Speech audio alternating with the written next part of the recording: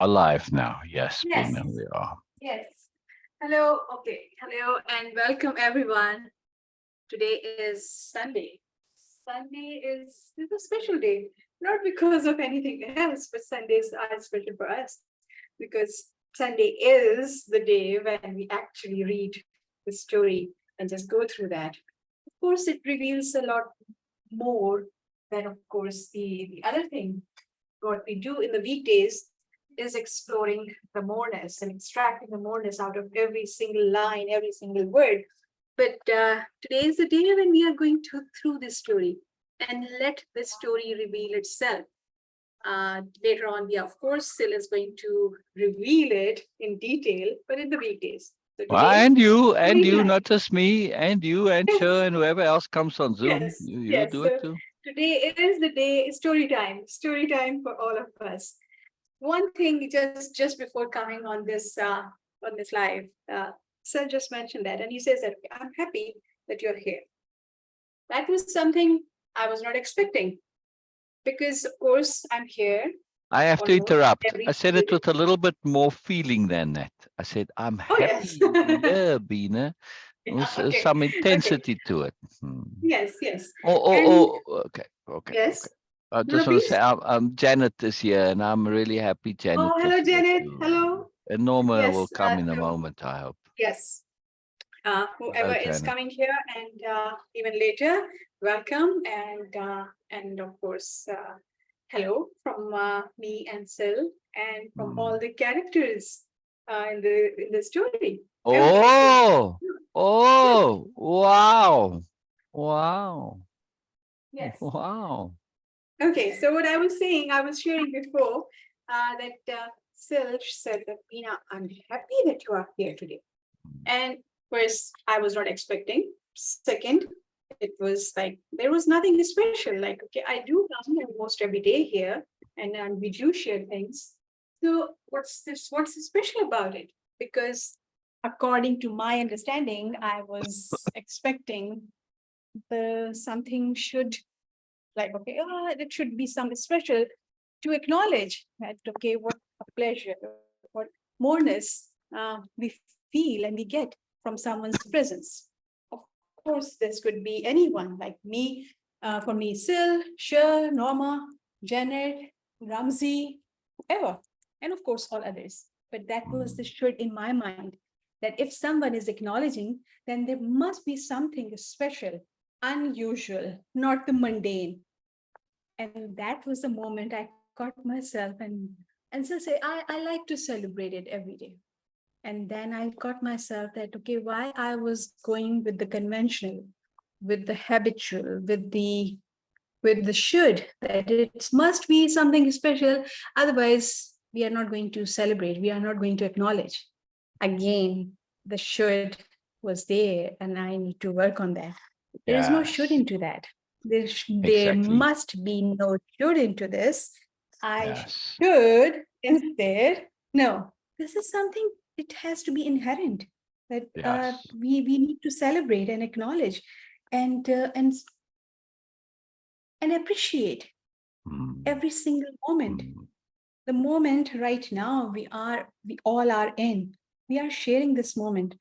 Thanks to technology, thanks to the awareness, thanks to the moreness.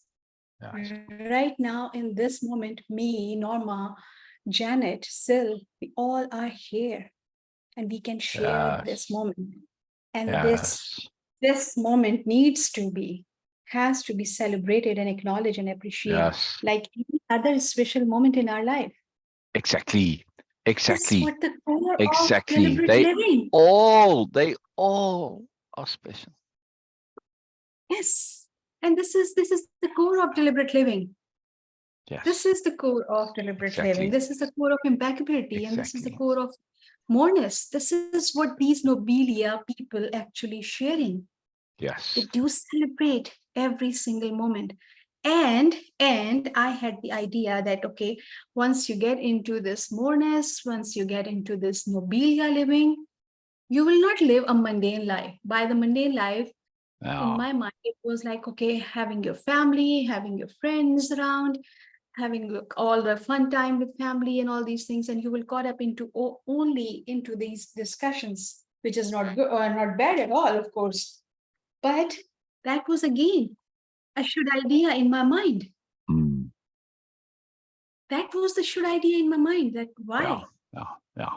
Because we can extract value, we can still have moreness, we can, of course, in my case, I can say I can try to live a Nobelia-Living.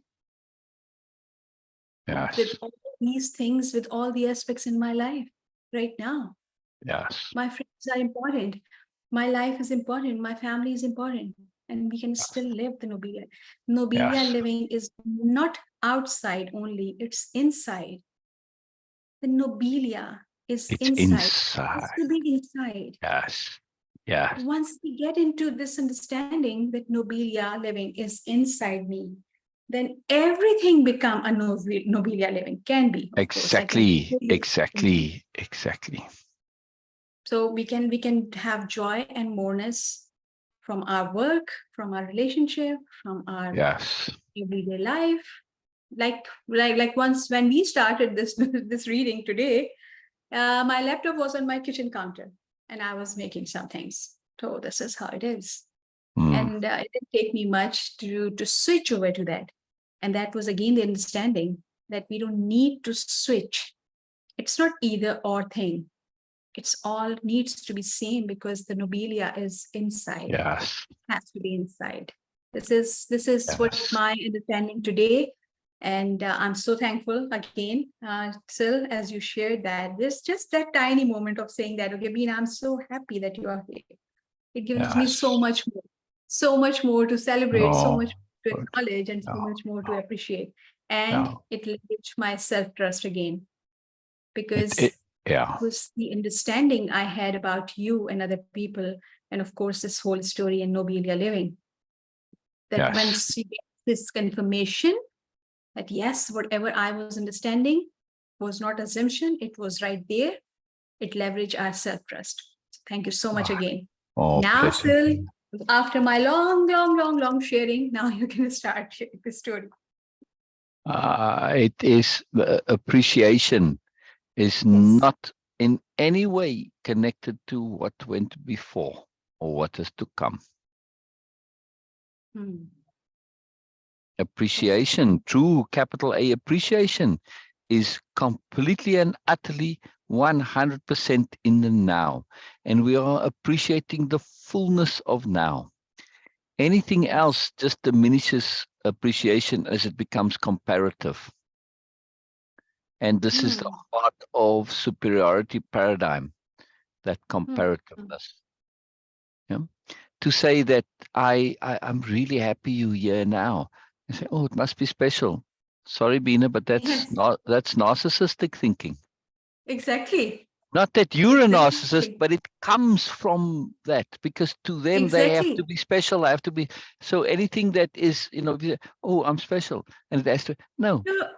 Oh, okay. Every moment is special. It is special, but it was special yesterday also. In other words, I'm deliberately, absolutely maximizing my appreciation of everything in the moment. Yes, I'm thrilled you're here, and you heard the sincerity in what I said, and then I added. I said, I'm happy you're here every day. It's a big deal. It's a big deal. It's part of deliberate living, and it's truly understanding that appreciation. It has no measurements to it. Yes. I'm thrilled Janet is here. Yes. Thrilled when Norma comes. There's no comparison, no measurement. I'm just thrilled. End of story. I'm really happy. Yes.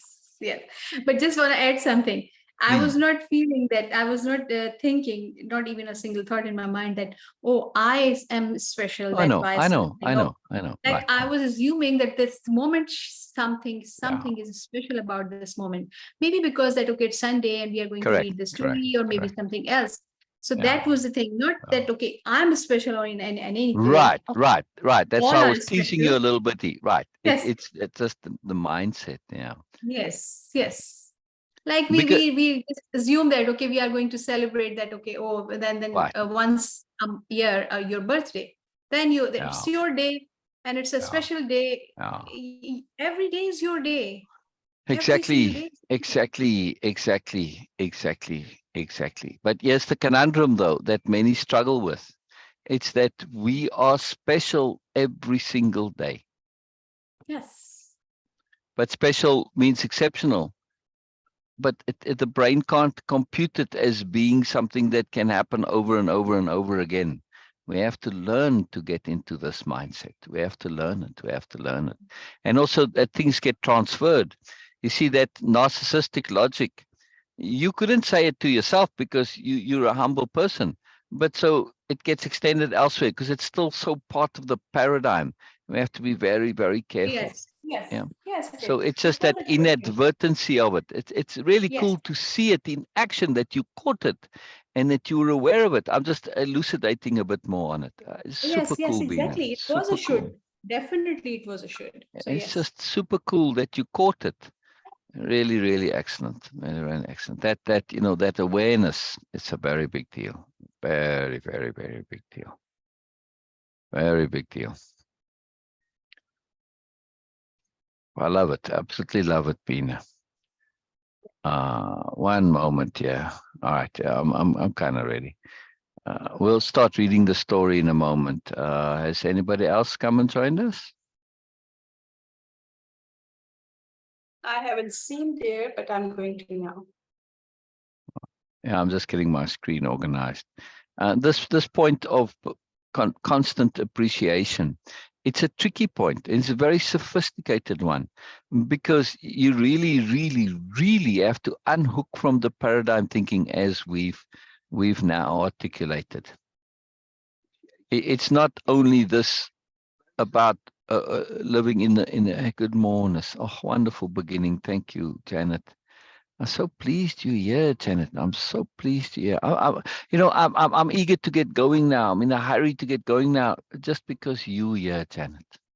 Because I want to read story. I enjoy reading the stories with you and reading them to you as well, both together.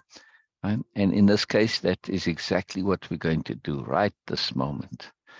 Right this moment. Come here, story. All right, here we go. Here we go. It's a deep joy, Janet. It's a deep joy. I want to share this opening slide. Just watch this. Nobelia, chapter 6. Just to feel.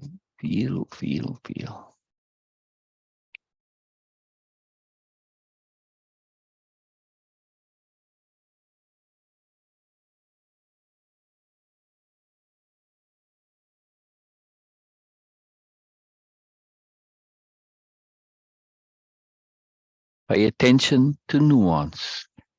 Nothing is random. Right?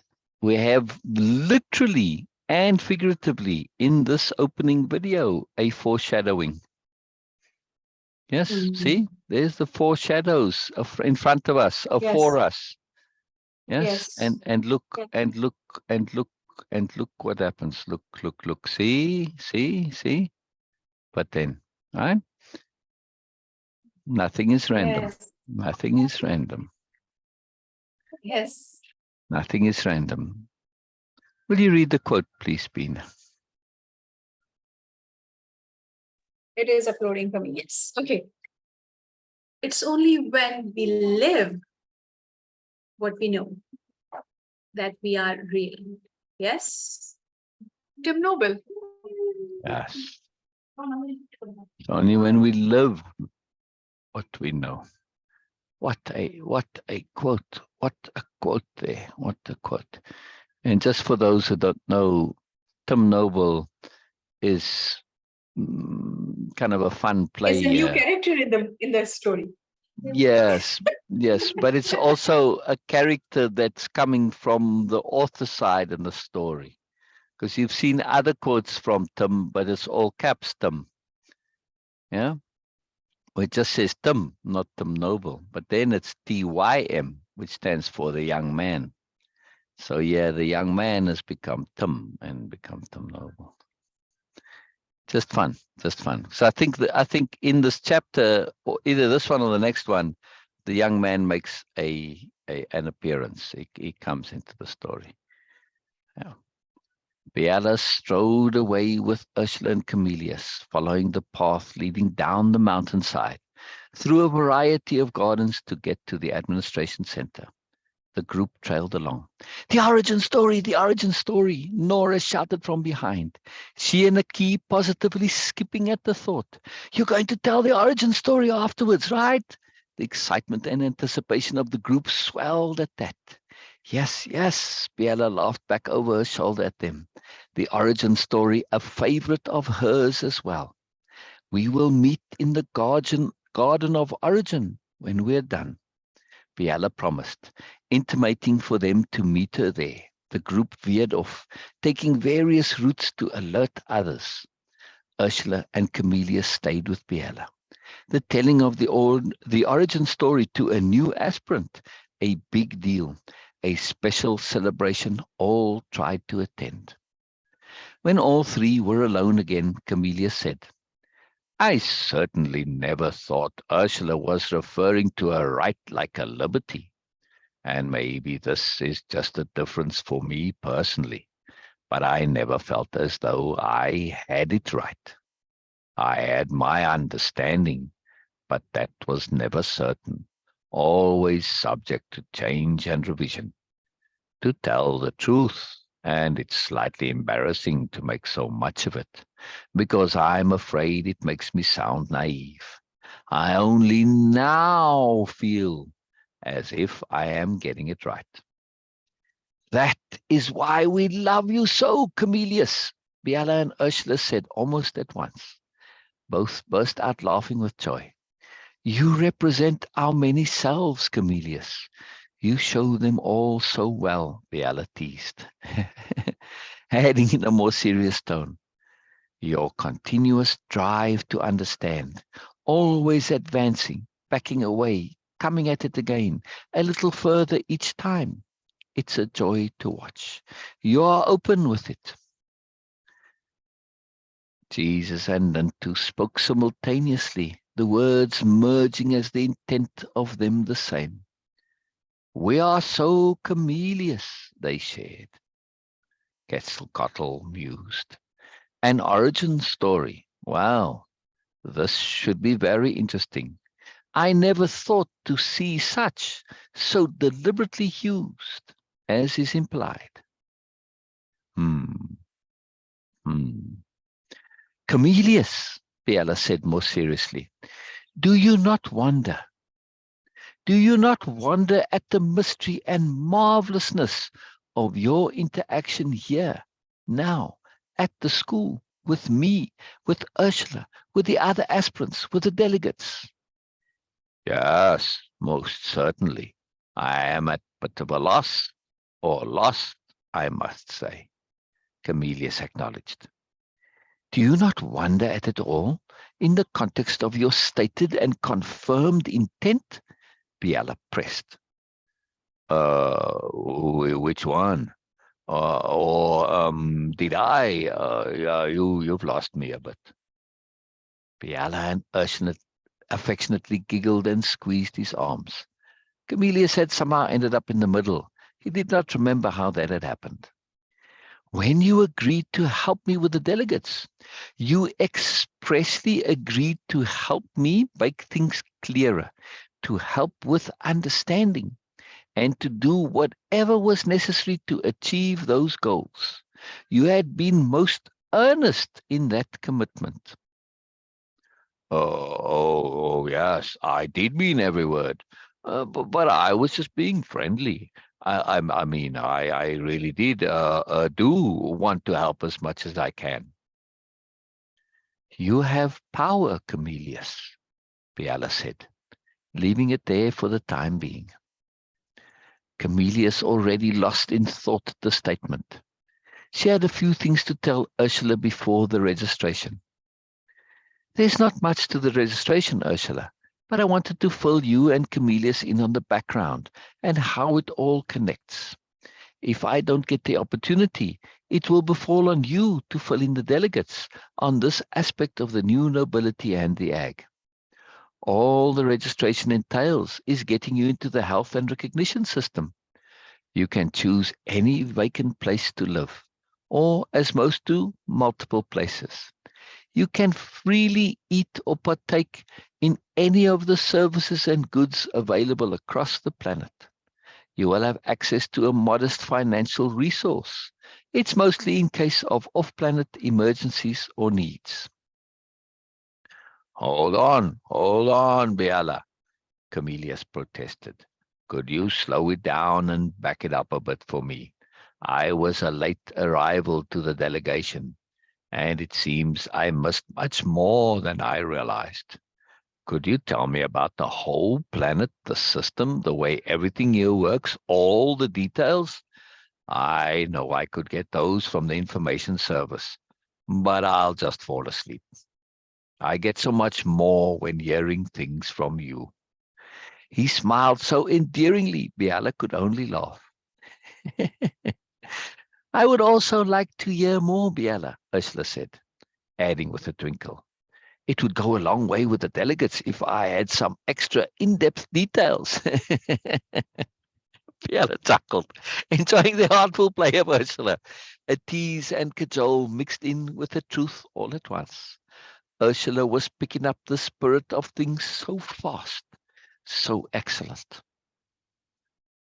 Biella, not immune to some counter-teasing temptation, instead of responding to either of them, said, Camillus, you know so much, but you really want to understand. Those two are battling inside you. Biella abruptly switched topic. The planet Nobelia, the entire planet, is the school of nobility. Most visitors don't realize this. They simply think of Nobelia as the planet of the new nobles. They see the campuses and don't always realize they are campuses. There are many, many more new nobles than most people realize. About 1 in 2 or 3,000 per congregated community, maybe more. It's stabilized at that number. No one is sure why. Your strong desire to understand interferes with your ability to know. 5 to 10,000 is about the number of people in an average community. This allows for at least 2 new nobles per community. For some reason, the number of new nobles nicely corresponds to that. It's rare for a new noble to be on their own somewhere. The constant feedback, verification, and checking from another new noble is too invaluable. It's convenient, this ratio, and works out really well. No one can exactly say why it's so. Biella deliberately mixed the conversations, a technique long in development, something she'd created, but had few opportunities to implement.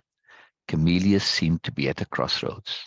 Biella provided her own opportunities, all she could do, besides sharing as appropriate. Camillus had the look of someone not sure they'd heard correctly.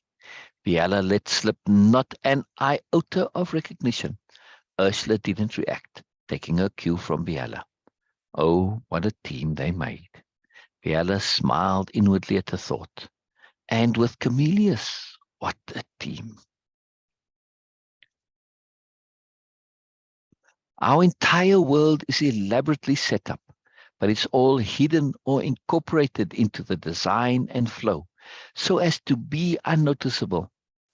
In between the campuses are marvelous wild areas of woodland, forest or meadows. It looks wild, but all sculpted. One would not know it from the areas themselves. There's endless variety. But if you were to look at a climate map, the improbability of the distribution would be apparent. I have to back up a bit here to go into the history. We have more than a few hours anyway. Won't the others be waiting for us? Ursula asked. Yes, they know how these things go. If we were to arrive now, we'd spend the next few hours being asked to wait just a little bit longer. It takes a while for everyone to manage to get there. These are big deals, overlap events, how continuity is maintained. We are, after all, an oral tradition. They'll wait for us and be happy when we are late.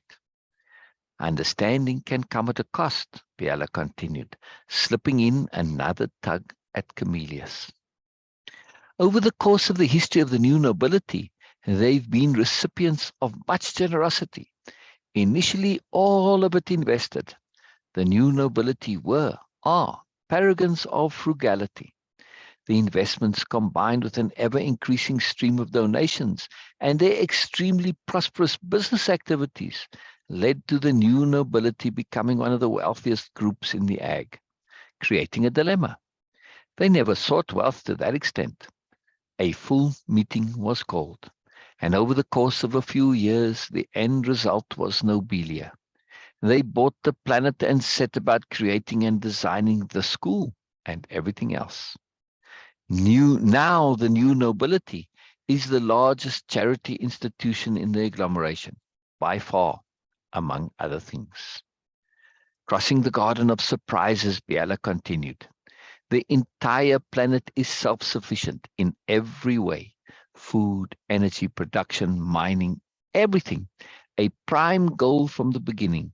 So most of the technologies were put in first, under the surface. Much of it new at the time, designed and created by the new nobles themselves. The corporate entity, which is the new nobility, has always been heavily into renewable energy, automation, and related technologies. The price of understanding is interference with knowing. All the energy is renewable with negligible replacement costs. Really? That's incredible, Ursula appreciated. My companies have started to expand into renewable energy, but the technology is still not economically viable, or so it seems. I was working on this when the ag contacted us, and then, of course, everything went on hold. Could I ask exactly how it works, or is that Ursula tried not to pry? Biella laughed happily. No such thing as secrets here, Ursula. Anything is available to anyone, and all of it's been shared with the ag many times over. I love renewable energy, so creative. There's a magic to it for me. I see it as a physical expression of a greater metaphysical truth. Please, feel free to ask me anything at all, as much as you like. It's a large part of being a new noble, asking questions and answering them, of course. Questions are excellent levers and love notes from the universe. Being asked is as important as asking. We find ourselves in the difference between technical and practical knowledge. Biella smiled, reflecting a quiet inner joys. When someone asks a question, particularly if it is asked earnestly and sincerely, it stimulates an internal response mechanism. For new nobles, that automatically means they want to give the best and most complete answer they can. That motivation to be complete and appropriate, to respond fully to an earnest question, is so ingrained, the answers almost come out by themselves. Biella paused to give both Ursula and Camellius a warning look. But be careful, she warned sincerely. You may get more than you bargained for. Often, when we ask a question, truly ask it. Ask it because we truly wish to know the true and complete answer. Ask it earnestly. We may get that answer, but we may not have been able to imagine the full scope of that answer or the consequences of knowing that answer, especially when asking a new noble. Because we make such an effort to look at matters in as many perspectives and contexts as possible, and how those contexts connect to the universal context, our answers to a question like that can be vast. I have known answers to be ongoing for months. Ursula affected an exaggerated, greedy look and asked, "Could you tell me everything, absolutely everything, from the very beginning?" "Well," said Biella with complete sincerity, "in the beginning there was the void. The void was not empty, however, for it was also pure energy. And before that, there was also void, and it too was energy. Biella could contain herself no longer at the looks on Cornelius and Ursula's faces. Ursula joined in the laughter. Good one, she said. And right after you warned me about asking questions. Lesson learned. Cornelius didn't seem as amused, but he chuckled. But I really do want to hear about the renewable energy systems, Ursula added. With pleasure, Ursula. But first, one more thing on answers and information. The new nobility spend much of their time on studying, learning, and information acquisition. But their focus is on making it all useful. But their focus is on making it all useful. To that end, we found the usual beginning to end on something is not actually the most effective method to learn. To that end, we found the usual beginning to end on something is not actually the most effective method to learn. Even for those who are capable of retaining all the information, that information simply goes into them as information. Information only has limited use, a most important understanding. It's crucial in the understanding of what makes the new nobles what they are. Their interest is almost never to remember. Their interest is almost never to remember. In fact, that type of information acquisition can be counterproductive. It easily leads to thinking we know something, when in fact, in practical applicable terms, we do not. Knowing information and being able to do something is not the same. Knowing information and being able to do something is not the same. The new nobles strive to make sure their knowledge is applicable, not only in how they communicate it, but also for themselves. We'll be coming back to this many times. The connection to now is important. We found learning to be much more effective when it's connected, when it's pertinent, when it's relevant, when it relates. Usually, this means we obtain knowing in parts or chunks. Biella grabbed Cornelius lightly by the arm to get his attention. Seems like an ineffective system, doesn't it? She asked him. Why, yes, you never get all of it. You'll just end up with all these fragments. But he frowned. Why do I get the feeling I am being set up here? Biella laughed delightedly. Because you are. You most definitely are. Leaving it there, she turned slightly towards Ursula again and continued. Those parts, especially because the new nobles always tried to connect to the abstract, start to form a pattern. Not only that, but for the one who's learning, their interest prompts them to fill in the gaps.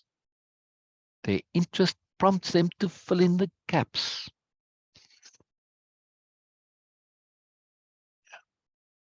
The way the school is set up, aspirants are encouraged not only to ask as much as they can, but also to seek multiple answers on the same point or topic. The different perspectives they gain that way are invaluable, but only receiving parts of the big picture. By only receiving parts of the big picture, an aspirant is now motivated to seek the rest by themselves. By only receiving parts of the big picture, an aspirant is now motivated to seek the rest by themselves. This process leads to the aspirant thinking deeply about the topic. If they are going to ask about it, they do not want to receive the exact same information or explanation every time they ask. So they're automatically forced to reformulate their questions.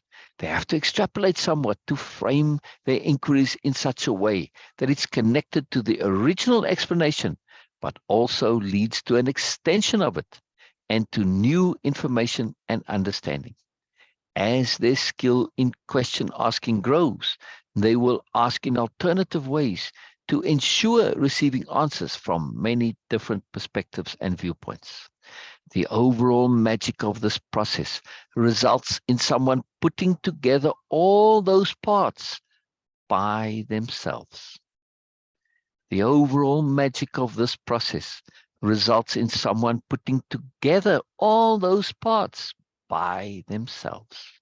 This is invaluable to long-term usability, value, and true understanding.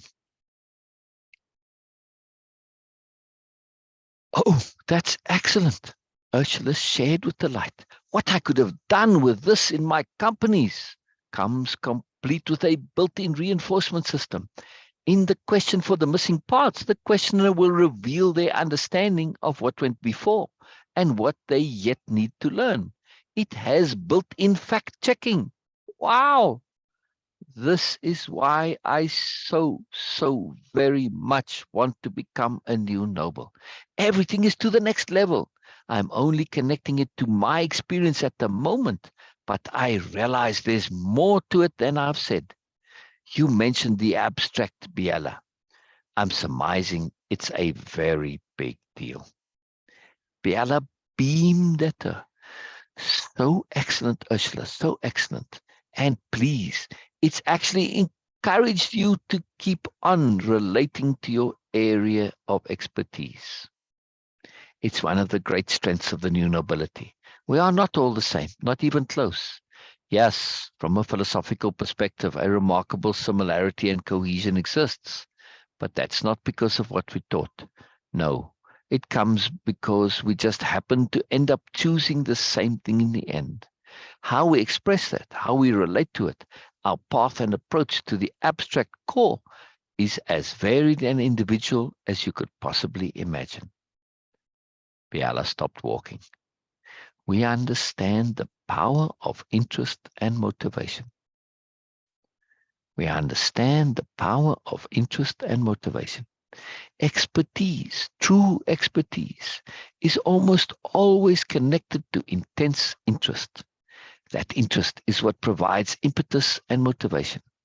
From that, and coupled with that abstract connection, we get to see the expression of nobleness in its myriad forms. When we have the good fortune to access a topic via a new noble who is an expert, we get a view not only of that topic, but also how that new noble connects to nobleness through it. The more we see those various paths connecting to the same large underlying abstract system, the more we come to understand it. They'd been walking along a stream, which now connected to a river. The administration offices further along the bank. Let's sit here a bit.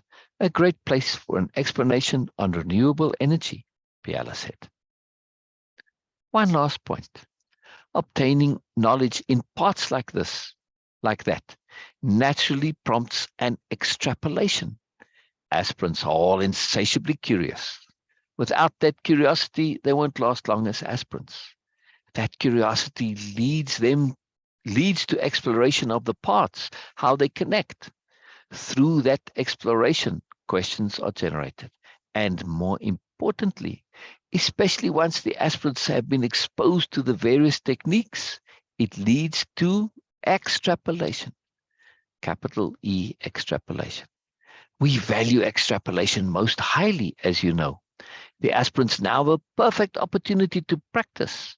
They extrapolate from those parts, formulate their questions, to not only connect to what they need to know, to connect to an overlap for connection and continuity, but also to test their extrapolation. Appropriateness, attunement, awareness. Biella seemed to be changing the subject. The golden triangle, she said. Attention and perspective are related. Both flow from awareness. Poor stalling Camelius. I'm connecting here to attention. Another reason for imparting knowledge and learning in parts is attention span. Too long on the same point and our energy starts to wane. Our attention with it. Come, she said. They'd been sitting on a swing bench. She walked to the edge of the embankment and pointed into the river. You go ahead. You go ahead, don't mind me, Camellia said and remained seated. I need some time to think. Some of what you said doesn't add up for me. That's all right, Camelius, she said tenderly. Camelius had not expected her personal care for him. Biella could recognize the barely detectable signs of shock in his body. She made a mental note to bring it up with Ursula. We'll go up along the bank a little further. Give you some space. It's a better place to show Ursula what I wanted to show her. They walked off with happy waves, not giving Camelius a chance to elaborate. Biella thought it would be better for Camelius to deal with himself, by himself, for a while. What now? Nantu explored, more tentatively than most might have imagined possible. What now? Uncertainty laced with caution. Worlds had begun to collapse, slowly, but it had started. End chapter 6.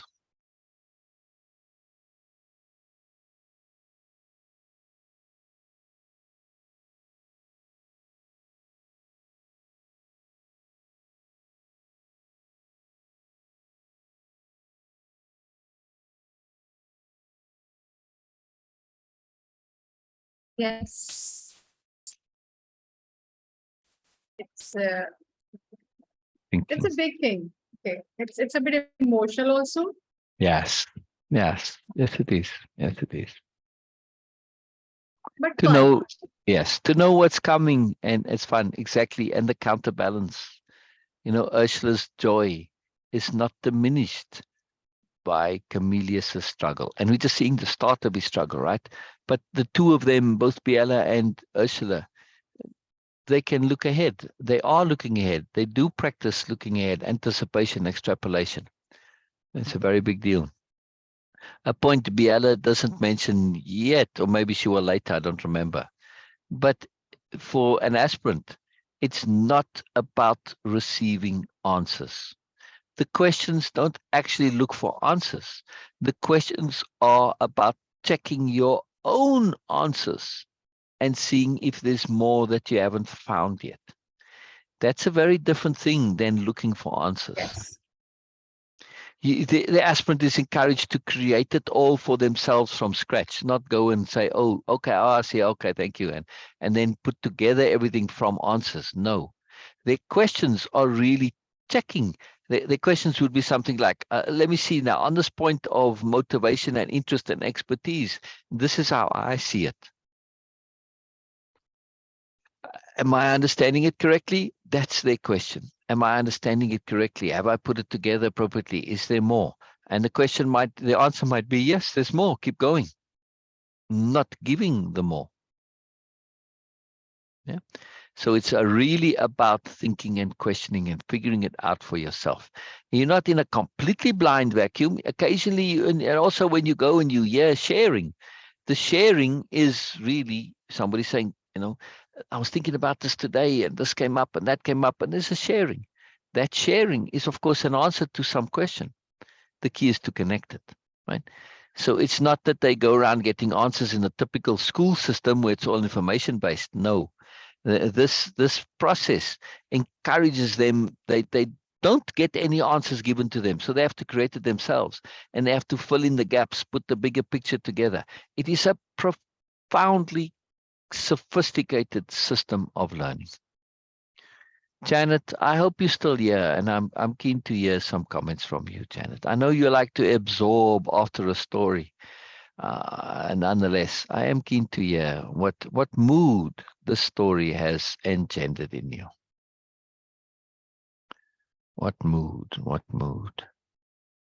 And that's me in a very thoughtful mood, moreness, connected mood. Yes. Yeah. What do you think Yes. of? Oh, go ahead. Yes. No, please ask. I want to ask what you think of and how did you feel? How did it come across? Because I've never shared this in reading it to somebody like this, so I have no idea how that Biella's statements when she was talking, and then she threw in these disjointed statements for Camilius's benefit there to leverage him somewhat, right? How those come across. Were they disruptive? Were they disconnecting? What did you kind of see where it was, and it wasn't discombobulating? How? I don't know. I'm curious to know how you responded and reacted to that. For me, this is the first time in the story I'm feeling more connected, because it's all they are showing more of their emotions and Yes. feelings, and they are not. It was not filtering, but it was like their focus was somewhere else. It's But personal. this sharing, this communication, this interaction is completely different now. It's And this personal. openness, yes, Yeah. and this openness actually makes them more real to me. And Yes. I really Oh, like yes. that, because now Oh, I yes. feel more connected.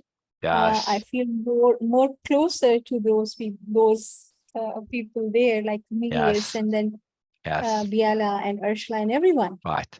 And this is I feel particularly more closer. the first time we really start to get a sense of Biella as a person.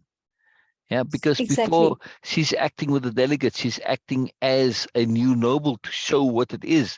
So it's impersonal in a sense. And it has to be, because Yes. she can't say, in my personal opinion, she's representing the whole. So she has to be objective, so she has to set herself aside.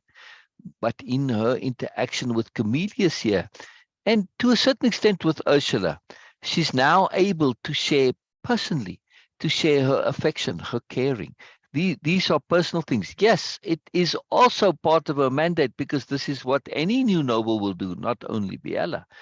They will all be caring and considerate and kind and generous. But her particular affection for both Camillus and Ursula is starting to show Biella's individuality. And it's a big part of it. It's a very big part of it. We get to know Biella slowly, much like an aspirant gets to know the new nobility and nobelia and the entire noble ideal. It has to be slow, because there's so much of it. If you go into it quickly, you're just going to get overwhelmed. And it has to come in these separated, isolated chunks. We know this glimpse of Biella is not enough. We know it's not enough. We want more, but we're not going to get it. We're going to have to do it. We're going to have to do exactly what the aspirants have to do. We're going to have to do with knowing Biella. Janet says, pensive mood now. Yes, a pensive mood now. It seems all right. It is. There's a deeper moreness to this, right? Heading into the shadows. Exactly. At least for Camillus. Yeah. And, by extension, Ursula and Biella's caring for him. It's tough for them to watch. Worldview collapse is a very profound thing. And this, in the parallel story, this is happening for the gods also. This idea of a perpetual aspirant blows their minds. They'd never considered this. It's just like they can't even respond. And as Nintu says, or somebody mentioned, that they are relating and connecting to Camillus, not Biella or Ursula either. It's very revealing, and it's somewhat shattering for them that they now see themselves essentially in Camillus' situation. And much of what Camillus' psychology understanding applies to them. And of course, this is they too are now going to have somewhat of a worldview collapse. It's a very profound thing. It's one thing for a human to have worldview collapse. It's like, all right, we sort of expect this at some point, maybe. But for the gods, this is a traumatic circumstance, and one which affects the entire galaxy or universe, perhaps. A very big deal. Very big deal. I was telling Beena that the commentary of the gods added into the story is an extension of the Council of the Gods story itself, which is a separate standalone story. It started separately, but because of its nature, it connected in the end. The very start idea, it wasn't connected to the Biella series. But the concept that it's built on is the concept of extrapolation, and a grand extrapolation done by the young man way back when. I mean, and this actual real thing that happened. And it's something that came true over the years, right? It's like, yeah, like a 40 year long, 40 years ago when the first one, it was called The Coming of the Golden Age. And that particular extrapolation, it's talking about the time now, right? It sort of predicted it then, but it didn't predict it. The prediction is different to an extrapolation. It was figured out to say what we have now is somewhat inevitable, right? And it all came true over the years. Now that grand extrapolation, this coming of the golden age, is just taken further in the Council of the Gods, going all the way into Nobelia. And Nobelia is the golden age actualized, yes. But and the whole story of the Council of the Gods is one about making sense of history and world events from a longer context perspective. When we look at it now, we don't understand, but when we zoom out and look at it in, we say, oh, I see now. Oh, wow, that actually makes sense. Okay. We need the appropriate framework in which things do make sense. And it's a profound thing. It really changes our entire view of history and how the world works. So the Council of the Gods story is a very, very big deal. And of course, it merges in the Biella story, where they've come to this culmination of this grand plan that Jesus and Mercury worked out, which is the similar thing to the extrapolation of the young man, except in theirs, they have to meddle a bit, whereas the young man was just extrapolating. He was just using logic, right? He couldn't do anything about it. He just observed. But the gods could make their grand plan. They could meddle. And in that meddling, we get to see a different understanding of the universe. Now, whether it's the gods that's meddling or the universe, depending on how you view things, but still, it's a very profound thing. And nonetheless, I was saying to Beena, to wrap my story around Beena, 1 second, to wrap it together, I was saying to Biella, the Council of the Gods story, it's its own series, it's complete, it's done, right? Where they merge with the new nobility, that overlap, and now commenting on it, this is new story, and I don't know where it's going to go. Yeah, the Council of the Gods story ends with the grand culmination of the new nobility. That's the plan, right? A Moreness for humanity. That was the plan of the grand plan of the whole thing. But now that they're here and they're seeing the results of their grand plan, they find themselves in an unexpected situation of having acquired more than they anticipated or expected, right? Because these unusual events that came along, the gravity engines, this concept of the noble ideal itself in this particular format, etc.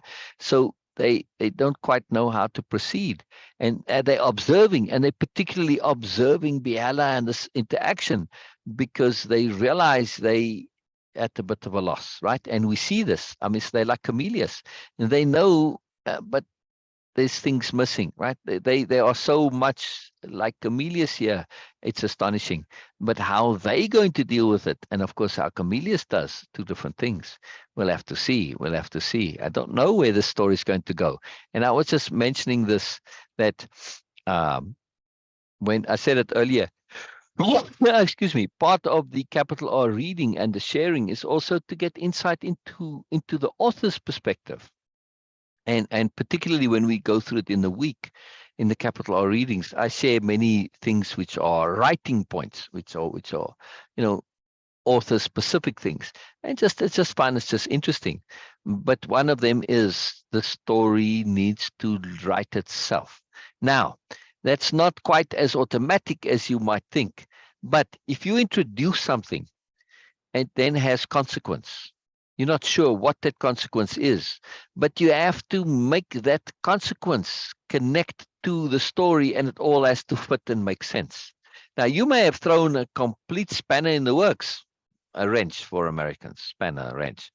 You may have thrown a complete spanner into the works here, but you have to then figure out how to make it work. And in that making it work, sometimes you can't go back and change what you've already set out there as something.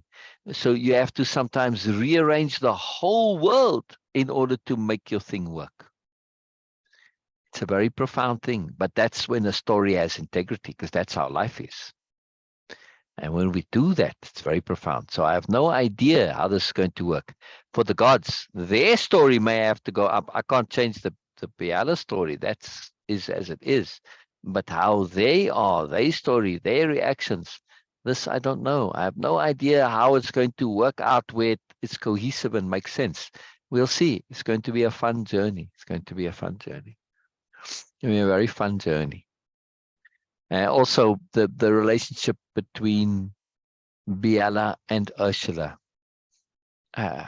It is why I said, one of the reasons why I said to Beena that I appreciate her being here, that I'm really happy she's here.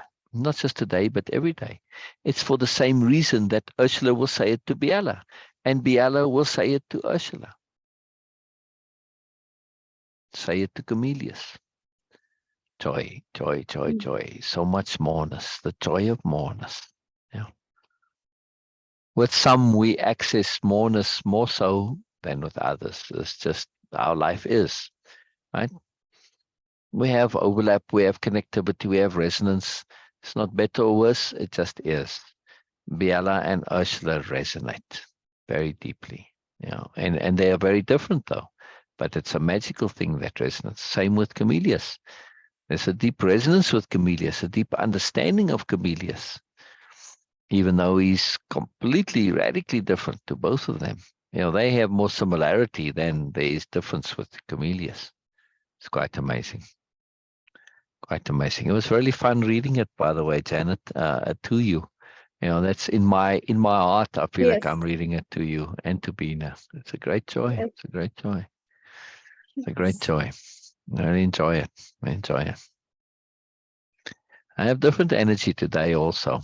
So my appropriate energy, I think, for this chapter, maybe, Beena, maybe my Exactly. This is subconscious very was remembering it.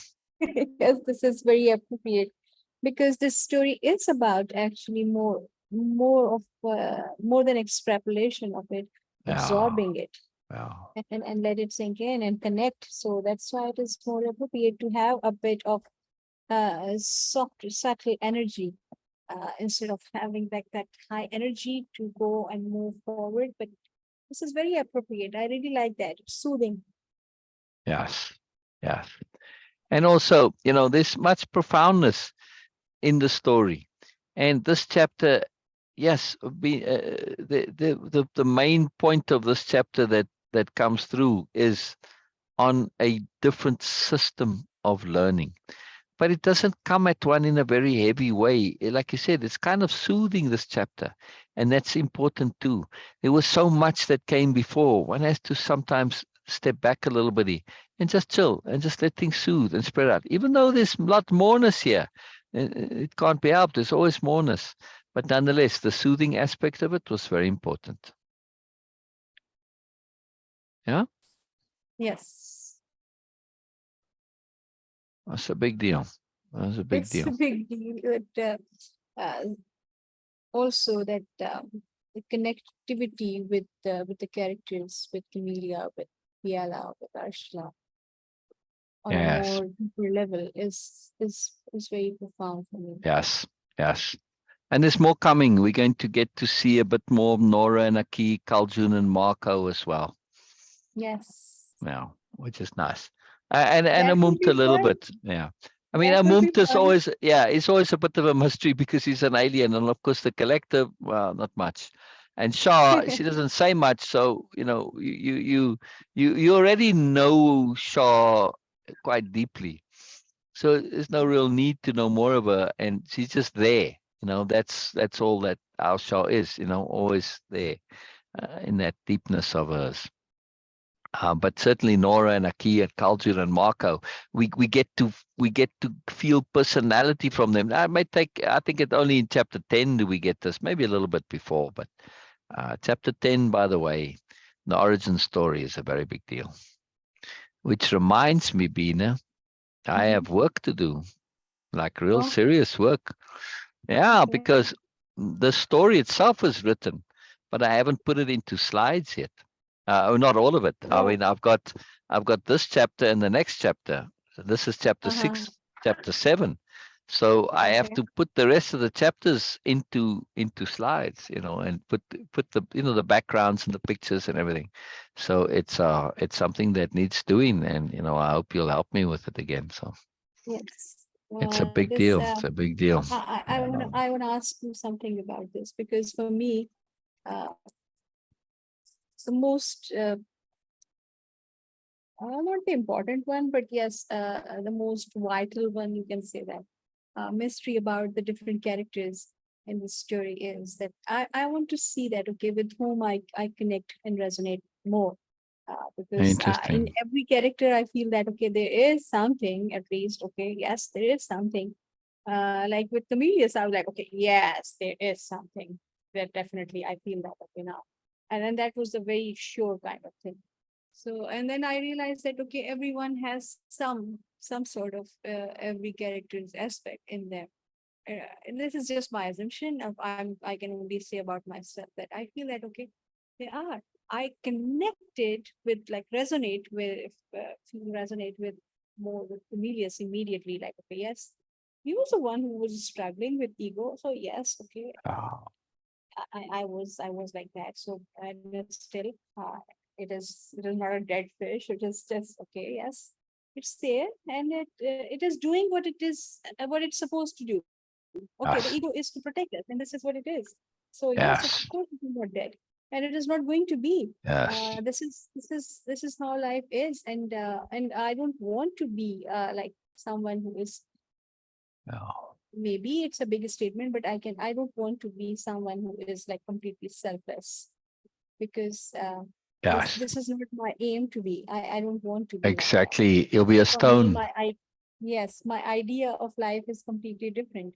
I don't Oh. feel that Biella is someone who is a completely selfless Oh person. no, oh no. I None of the feel new I nobles feel are. It goes against their yes, whole philosophy. Yeah, yes. So this is something I also don't yeah, want to be, and yeah, this is the yeah, aspiration coming from yeah, them. Okay, yeah, yes, this is what we want. Um, yeah.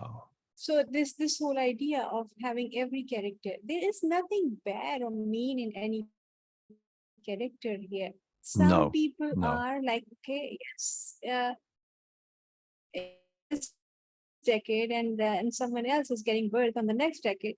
So what? Like, okay, yes, you got this No, opportunity to do it no, a bit earlier as compared to that no, person, but you're no, also late no. as compared to that person who get birth in the previous decade or century. Yes, So it's yes, all fair and it's all equal, for because in comparison, everybody is less and everybody is more at the same time. So in these yes, character, I was seeing so Syl again 2 times. yes, Okay. yes, I just yes, paid yes, attention. No, sir. yes, Yeah. yes, yes. Uh, I will go into story. Camillus Yes. pauses, looks, considers Venus questions. Yes, but it seems unrealistic once again that there are no negative people here. How is that so? Even the visitors, the tourists, are behaving Yes. better than any tourists I've ever seen. How is this realistic? How does this make sense? Ah, cultural contextual cueing, says Biella. Consider Camillus. Try it. Try being negative here. Try being a jackass. Try being rude. Try being obnoxious. Uh, oh, oh, yes. I see what you mean. I thought I was a fish out of water, but there you'd be not even a fish. If you tried, you'd just be ridiculous. The situation simply does not allow for it. Yes, exactly, Camillus. Exactly. The situation does not allow for it. The moment you arrive, even at the spaceport, you greeted, and there's a large greeting party of new nobles and aspirants, one of the duties we're assigned to do. And groups are taken, they're given an introduction, they're given a briefing of what is nobelia, what's to be expected, etc. In that briefing, there are more new nobles and aspirants for each group than there are new arrivals. And they are purposely separated out into small groups. They are purposely put into a situation where they are the minority and they're in a greater cultural assimilation.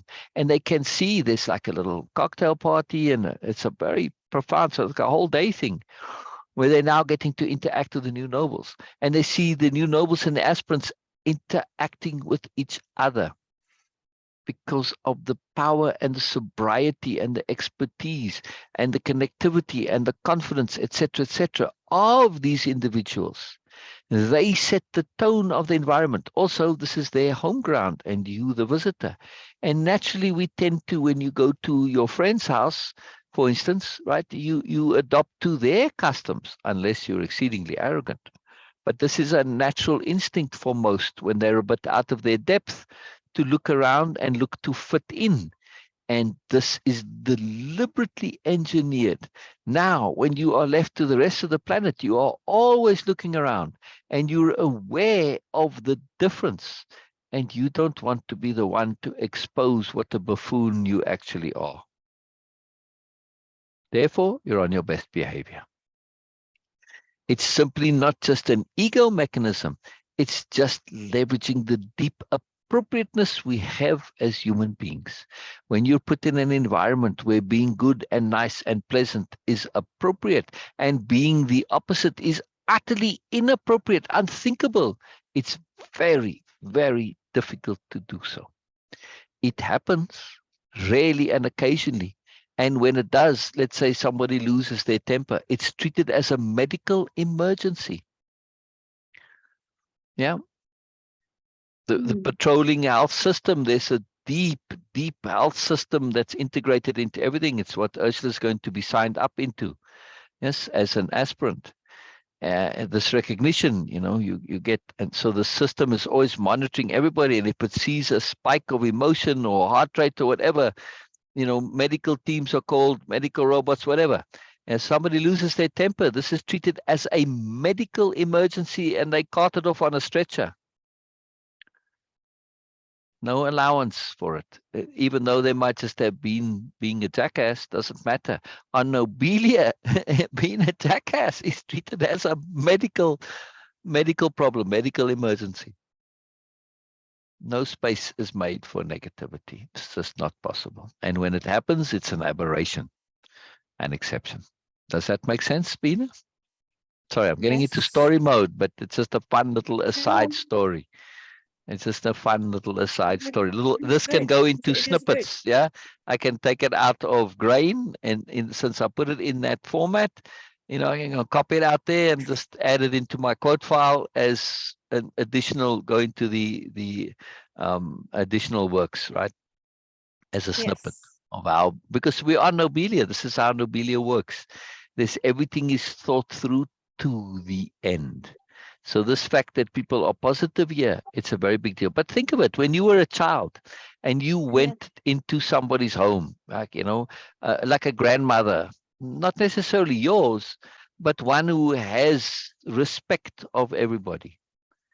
You weren't good because you were trying to be good. You were good because that respect engendered you wanting to be good genuinely, right? And this sometimes can carry through even to an adult. All your life, you go into that person's home and automatically you on your best behavior, not to impress, but because you want to be, because the situation allows you to be.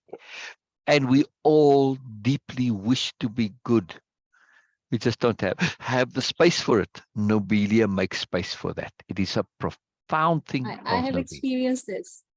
Yes. I have experienced this. But personally, maybe I'm not remembering right now, but it happens in our home. This happens many times. Correct. Like when we had a person who came to actually fix some metal work.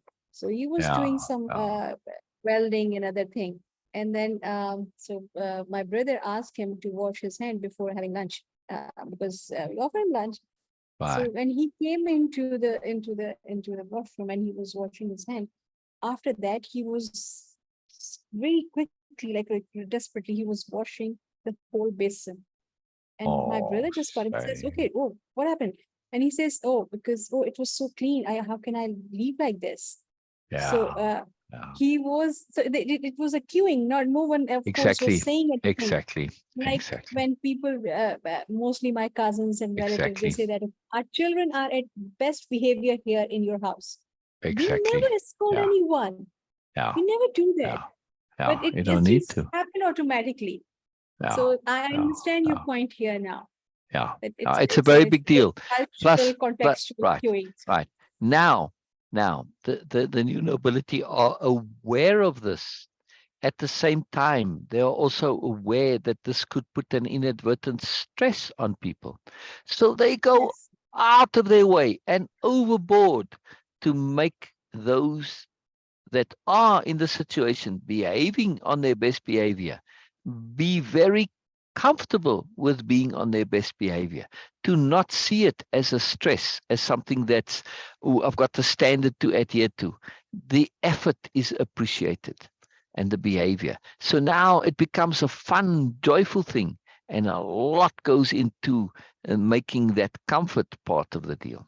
Very big deal. Very big deal.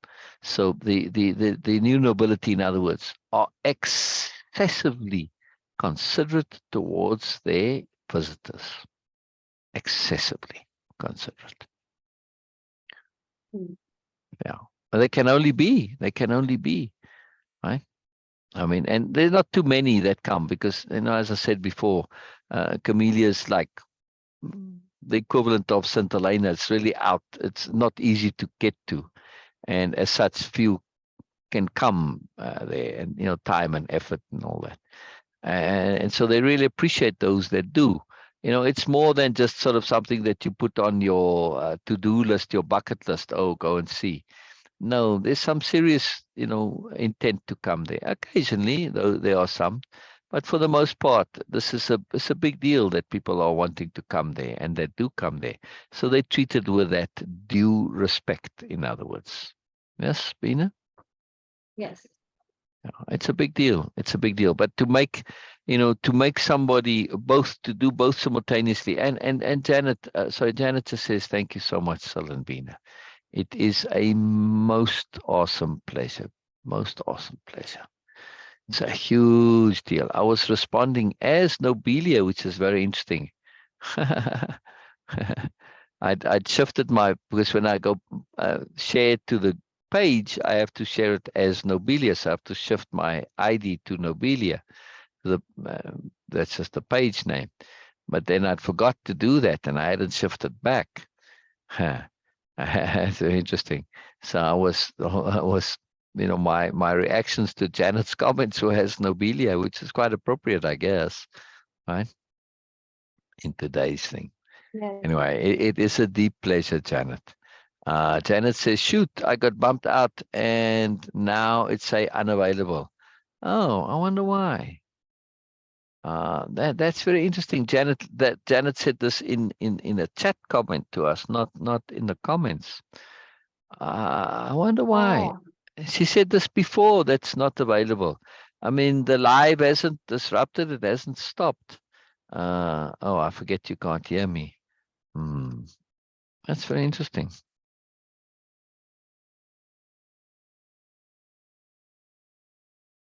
Maybe just refresh and try again.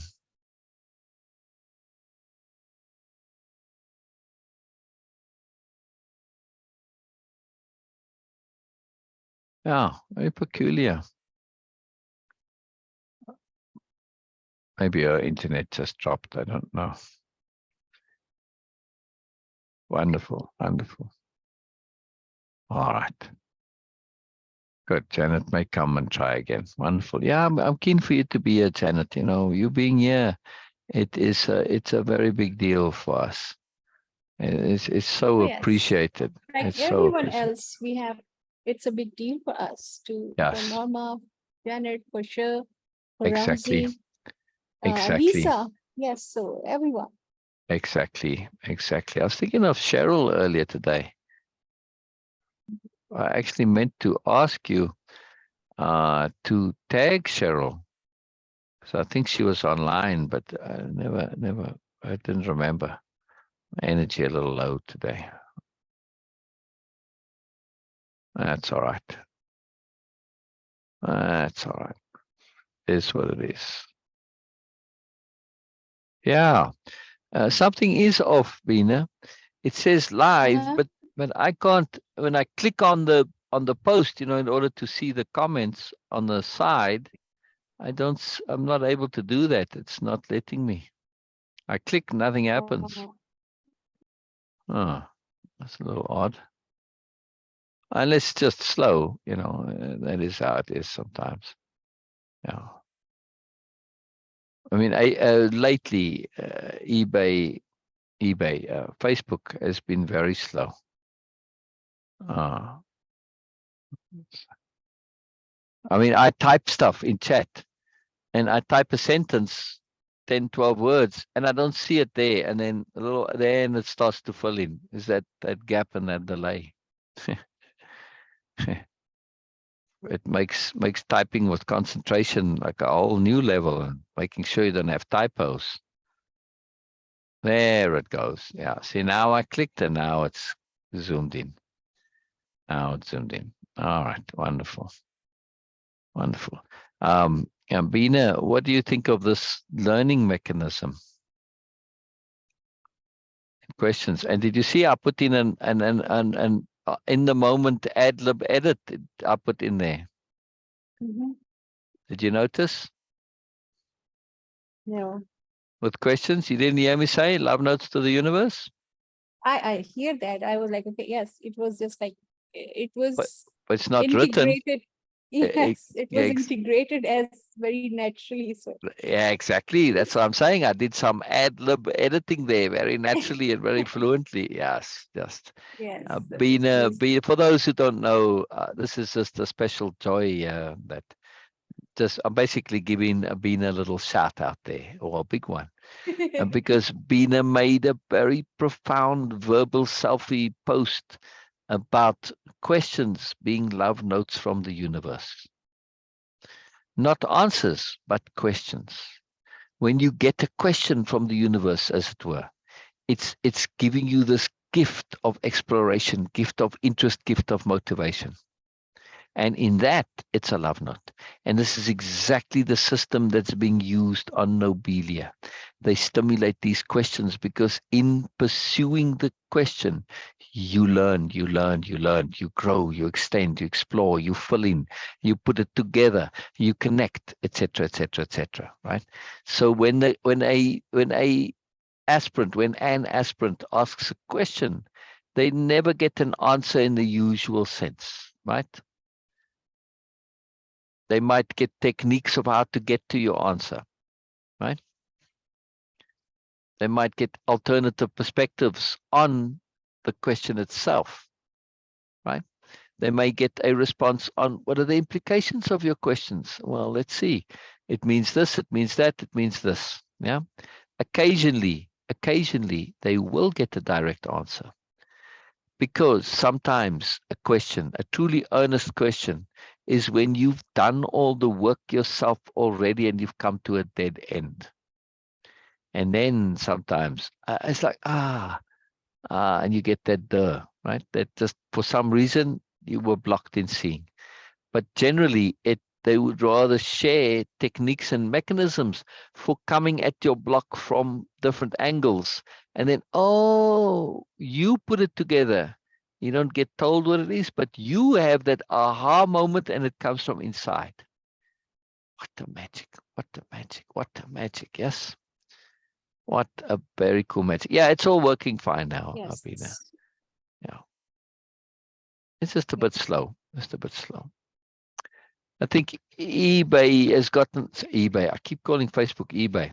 Well, eBay too, but I think Facebook has gotten so huge that their servers can't keep up. And so therefore you get these delays every now and then, and it bumps people off, stuff like that. So, but what do you think about this learning system, Asking Beena? question. This is what I was about to share that. Asking questions and having a question first.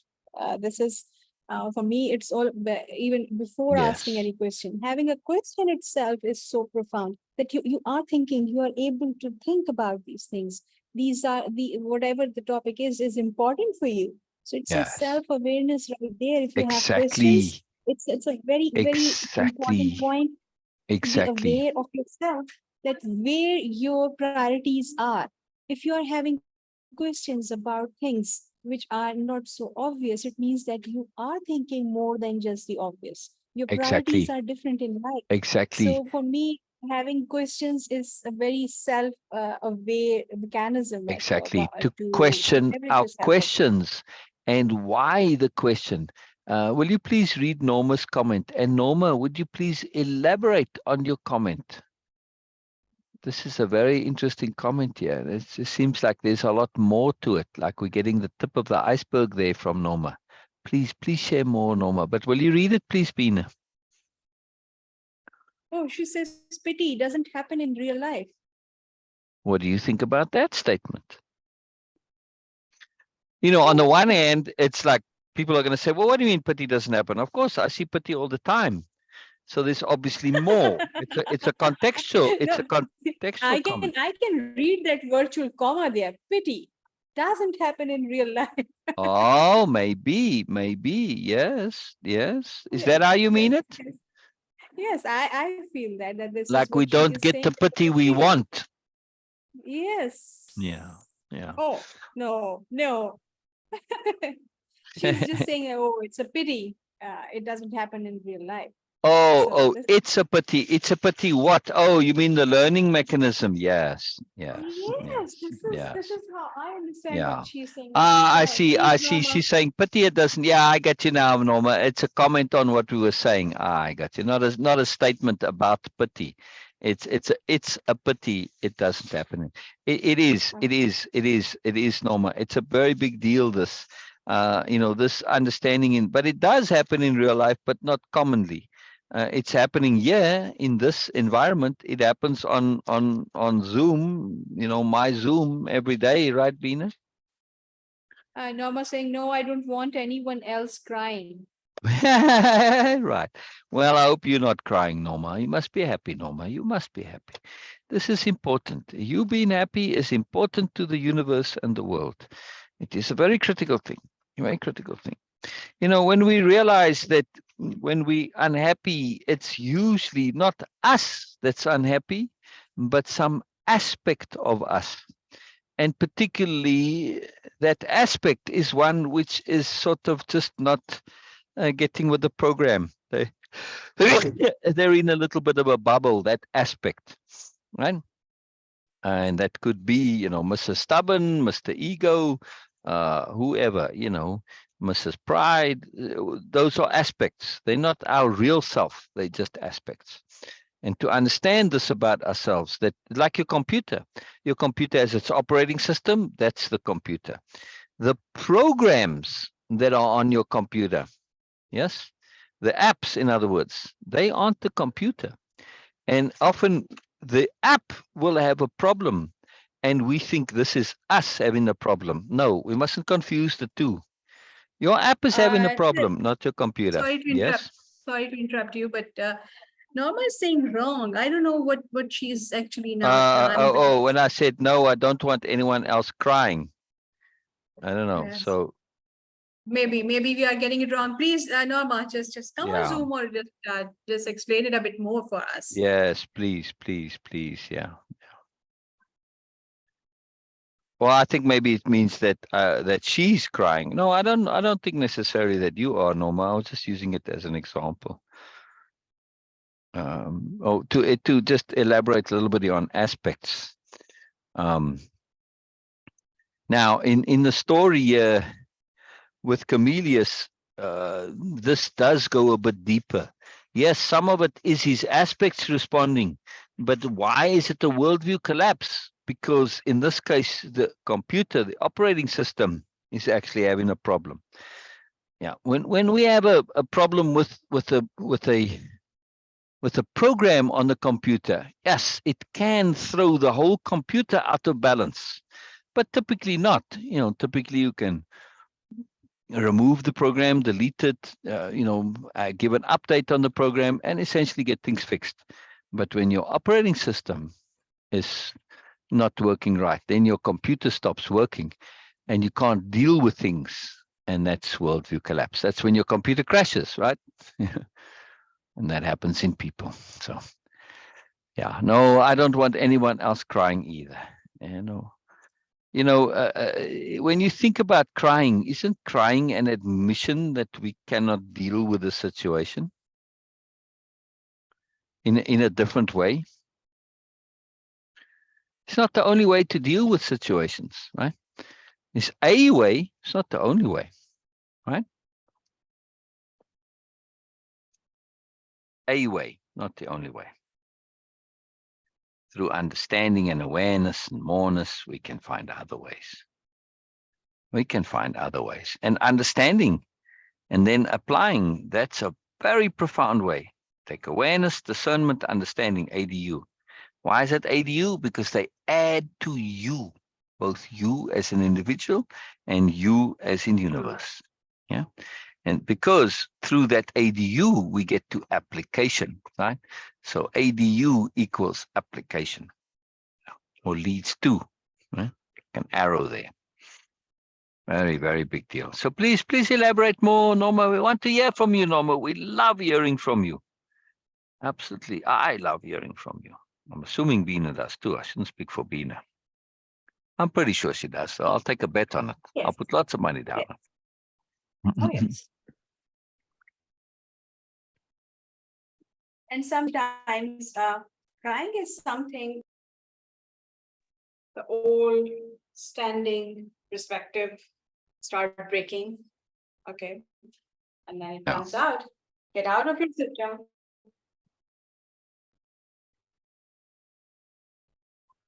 So maybe can be multiple, of course. Yeah.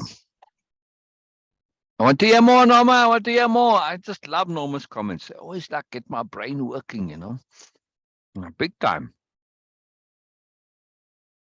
My brain and my heart, Norma, you really stimulate me a lot.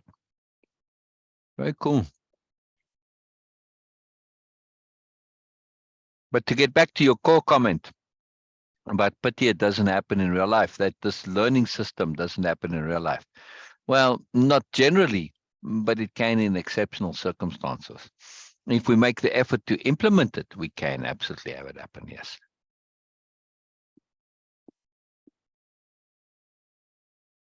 Which is why doing application is so important.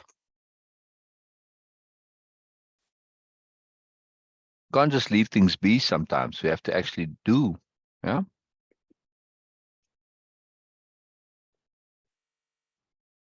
Right, Beena? Right. We have to implement, take new action, initiate, yes? All the time, I guess.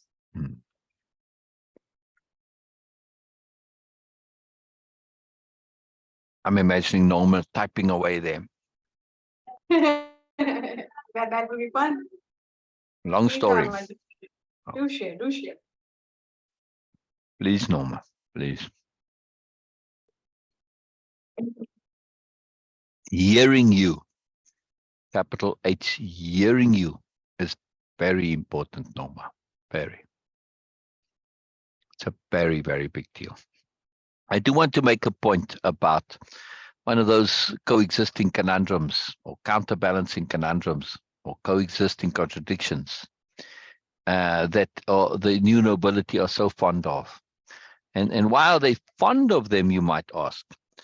Because it enables us to conjoin contexts, vastly different contexts, and see them simultaneously, because they do exist simultaneously. We are only in one bubble, and therefore we think that bubble only exists at the time. But when you zoom out, you say, oh, wait a second, There's a bubble next door to this. There's another one latched onto the side. There's one. There's a whole big bubble around all of this. Now your perspective changes entirely. So we can understand how something can be true and not true simultaneously because they exist in different contexts. Yes?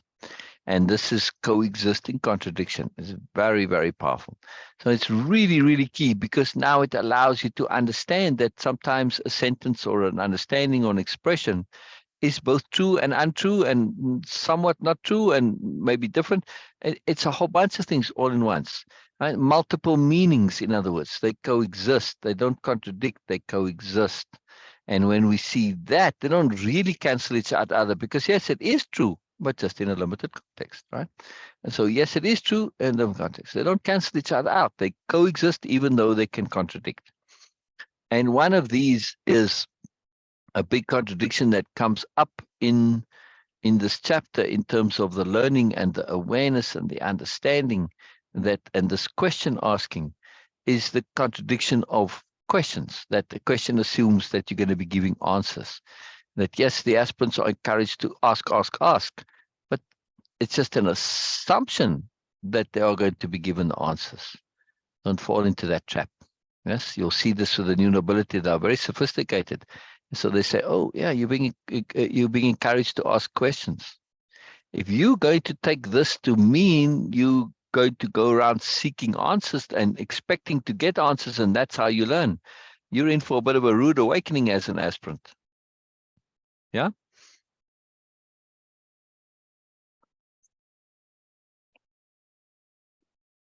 The only reason Biella even says this to Ursula,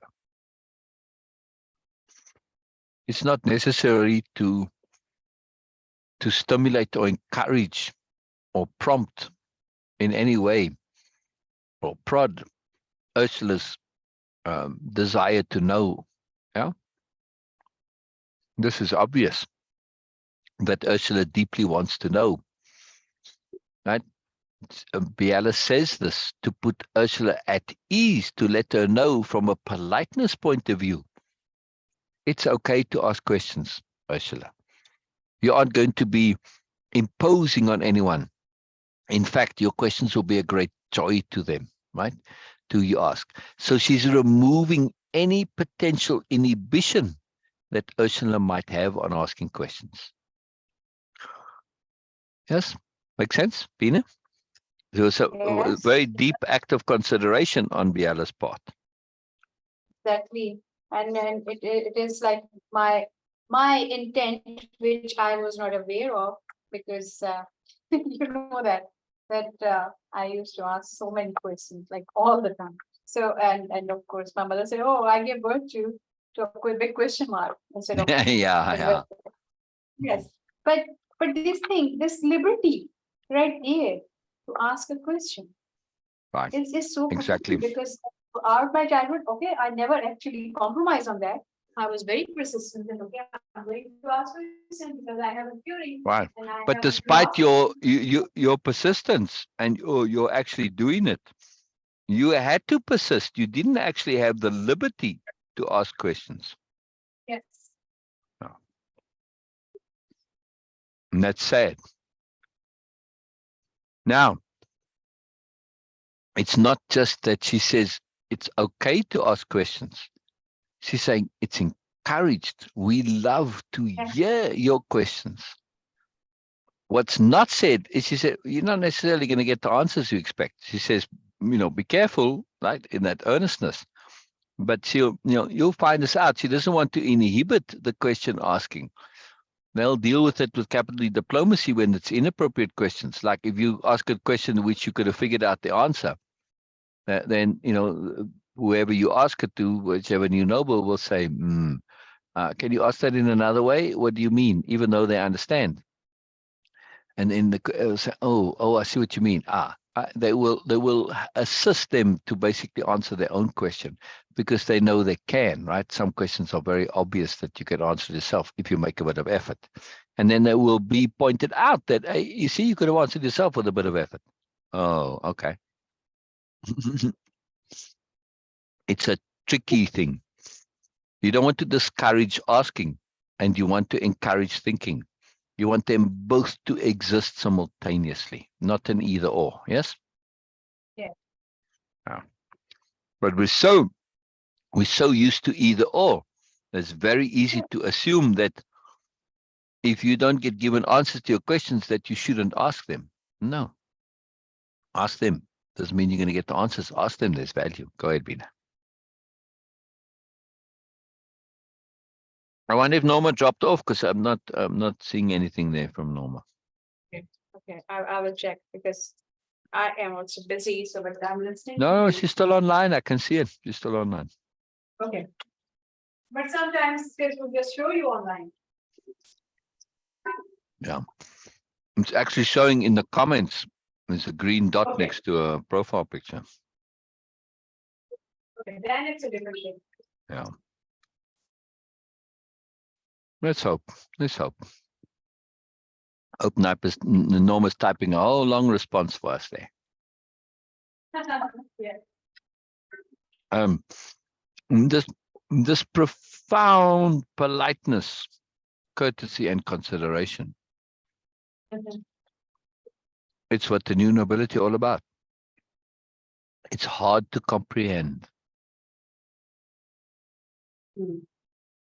Yeah, that's why people say that No. it's unrealistic. It's unrealistic. No.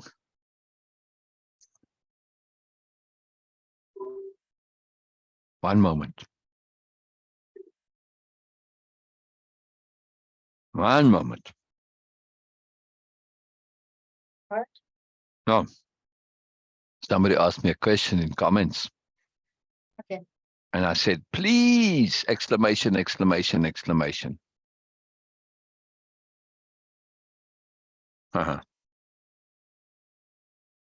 Very cool. I love, in the story, the new nobility psychology on learning is a big deal. Yes. And yeah, this comment of Biella's, this courtesy, this politeness, and this understanding of the system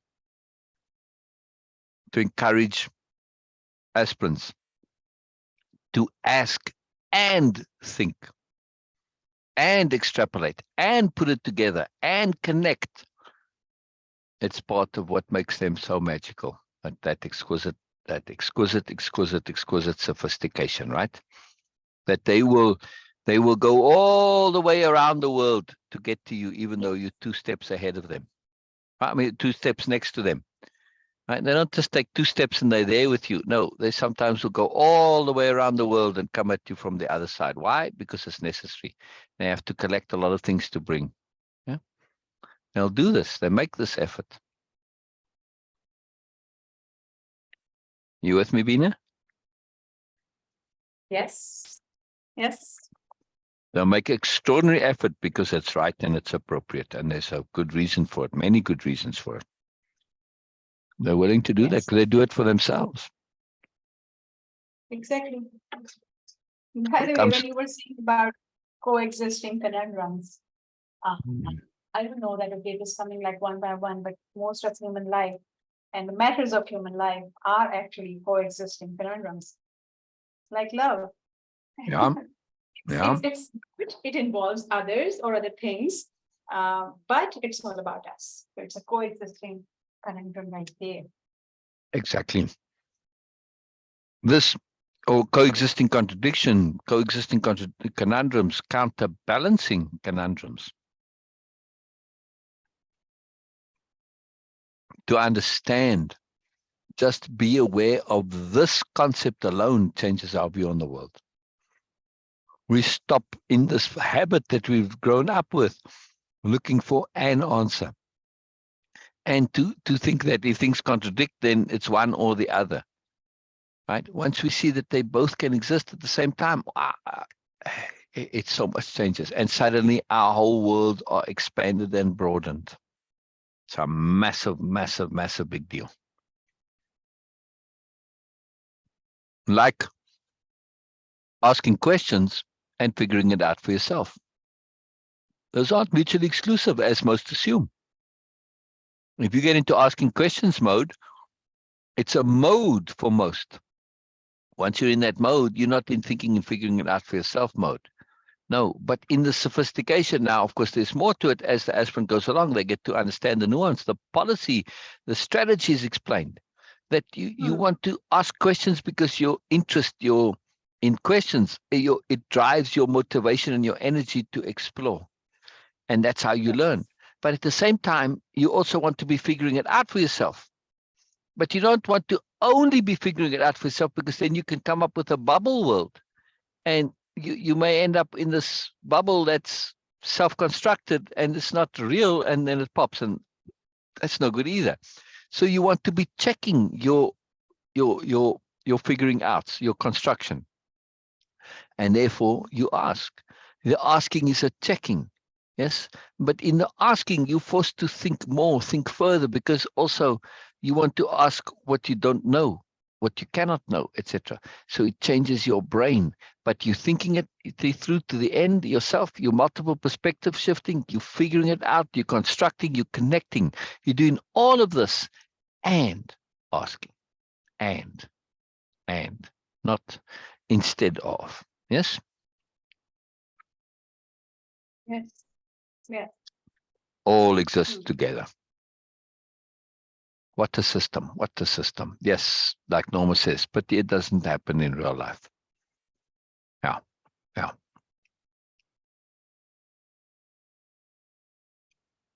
See, talking about magical things and gifts from the universe. Are you paying attention, Beena? Yes. What happened?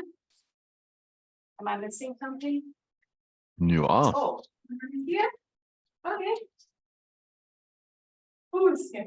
Sure. Okay. Yes. Yes. Hello, Sher. Wonderful. Hello, hello, hello, Sher. Ah, so glad to see you. Yeah. Ah, so great, so great, so great. Very cool.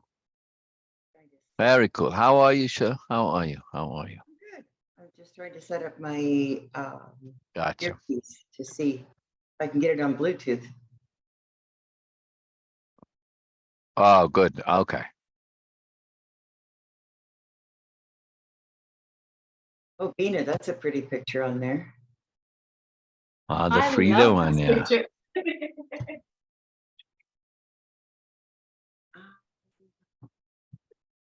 I don't know why this is. Aren't computers fun?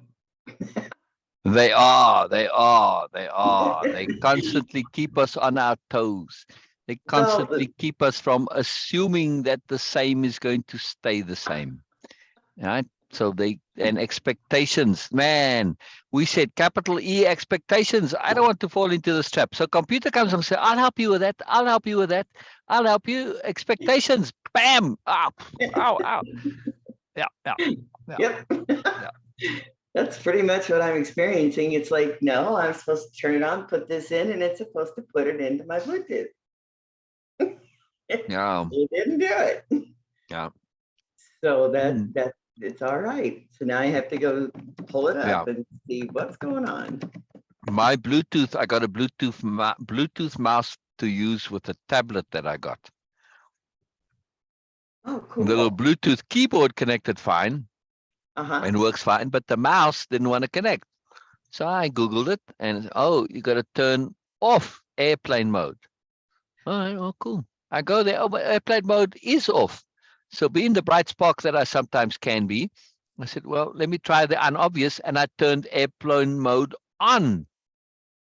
Lo and behold, turning airplane mode on allowed the mouse to finally pair, because it would pair and it says pairing, pairing, pairing, but it wouldn't finish. And I must have tried this 100 times in every different configuration I could think of. Finally, I get it to connect, and now it's remembered by this paired. All right. But then it wasn't working. So then I turned airplane mode off, and then I could see the cursor. It still doesn't work 100%. But still, my point is sometimes we just have to be contrary, and we get this. And doing the same things in different ways. It's the universe's point to say, be creative. Learn to realize that life doesn't work the way you think it does. Sometimes the answers are obvious, non-logical, non-rational. Like in this Yeah. case, I turned airplane mode on and it connected. But then it turned off the internet, you see. So, and I had to turn, anyway, just fun stuff. Little things sometimes. Life doesn't work the way we think it does. Very Right. interesting. It's Come on, definitely- Norma. I'm keen to hear from you. I'm keen to hear from you, Norma. Come on. I'm going to keep saying it, Norma, until you share more. What have you been thinking about, Sher? What have you been thinking about? Did you get to hear any of the story before you answer that? I have not. What have I been doing? Yeah, what have you been doing? Well, other than, you know, I don't want to say just surviving. I'm living. I mean, but I don't want to just say just living. I'm actually living. I'm participating in life. And Yes. when you do that, it really keeps you pretty darn busy. And then you discover just how unimportant a lot of the social media that we think is important is not important. But yeah, I mean, so you've been inadvertently connecting to relevancy. yeah, there you go. Now, Yeah. Focusing on Very more cool. in-depth writing, on figuring out some projects, on spending time with CJ. Yeah. And then it kind of also laying a little bit low and taking care of myself. Oh, good. Oh, good. Yeah, I don't know. Do me a favor, please find your Substack link and post it in comments. I want to give a shout out for Sher. Yeah. Anybody watching this on replay, go and look up Sher on Substack and subscribe and follow. Sher wrote fantastic articles, right? So I caught up on a few of them. I got a bit behind. They are some articles. They are well worth your time and energy to read with serious attention, right? So please put your link there, and I'm going to just advertise you and plug you here because I really mean it, and it's very serious here, right? It's a big deal because you make time and effort. Very few people today in today's world write articles like Sher does. Yeah, I used to, but I don't have the time right now. Well, see, yours are very inspirational to me. I mean, they really get me to Thank think. you. They put me into a mindset most times of, oh, I didn't think about that point. And then I go off on something else and I go, well, what I was going to write about is no longer important. This is. So. And that's the way the system works. How magical is that? Mm-hmm. And then somebody reads your article and they say, ooh, I didn't think of this. Yeah. Ooh, that I never came at it from this angle. So what you were doing in this week was inadvertently evolving. Yeah. Yes. I like that. Look how that yeah came out. Your body, your deeper mind understood before you did. So it popped the yeah out. But then you had to consciously say, well, wait a minute, what am I saying yeah to you? Yeah. I love that. I love that. We can be too quick for ourselves sometimes. Yeah, that's definitely it. Inadvertently evolving. This is really kind of interesting too, because you start on my time. You actually started this session today at 10, because I'm still on week time, and I was thinking it started at noon. Right. No, Sundays is early. Right. So what all have you guys covered already? Yeah. Well, we read through the story, and in the story, there's a foreshadowing. Beena, you want to summarize a little bit here while I do something? I want to just bring that video up to show. Sher asked, video? the one at the start of the thing I'm going to show Sher. But Sher asks, what have we been covering? What have we been covering, Beena? Today? Questions. Today. Questions. And for me, first, it started with, just before coming on Zoom, Syl said, shared with me, and he says that, Beena, I truly appreciate you being here today. And it was a bit of moment of like, what? Because in my mind, there was a should, because first, I'm almost every day I'm here. So, and why? Why today? And when I asked why, it was like, okay, so there is a should in my mind, in the back of my mind, that to celebrate, to acknowledge, to appreciate, we need to have something special, something significant. Cannot be just appreciative, celebrating, acknowledging things which are mundane, which are regular, which are like duh. And then I caught myself that from where this idea came into my mind, why didn't I just automatically accept it as a matter of fact? Like, okay, yes, why not celebrate each other? Why not celebrate those moments? And then this was the starting point. And then and I shared with Syl and with everyone, of course, that in this moment, thanks to technology, thanks to our intent, thanks to awareness, thanks to Nobelia, we are sharing this moment right now, though we are sitting in different parts of the world, drastically different parts of the world. And we have so many limitations, we have so huge distance involved in between us, and then, but still we are sharing in this moment. We are sharing this moment right here. Yes. That is a profound gift. Isn't Exactly. it worthy of celebrating? Exactly. Isn't it worthy of acknowledging? Isn't it worthy of appreciating? And that was the moment that the ego is still alive. Of course, it has to be. I don't want to be a dead fish, and because ego is my survival system, and ego wants me to be protected, to stay alive. So the ego was there and say that there should be something special about it, that blah blah blah. But then I got myself, and that was the whole starting point of this this conversation today. And then Syl started sharing his story, and in this story, the first thing for me personally, I feel that the characters like Biella, Arshla, Camellias, and others, they are becoming like more closer. They are getting closer. I feel more connected. I can feel them instead of just reading about them. Like someone, this is the ideal person. This is the ideal way of being. Not in that way, but in more of a connected way, that they have emotions, they have feelings. They are also excited about learning and growing. They are all, though it's a regular achievement for them, it's a continuous state of being for them, but still they are celebrating and they feel joy in it. That was the whole thing which really touched me. And then the whole story shift towards the questions, and that brings more awareness for me, which was the crux of all the thing.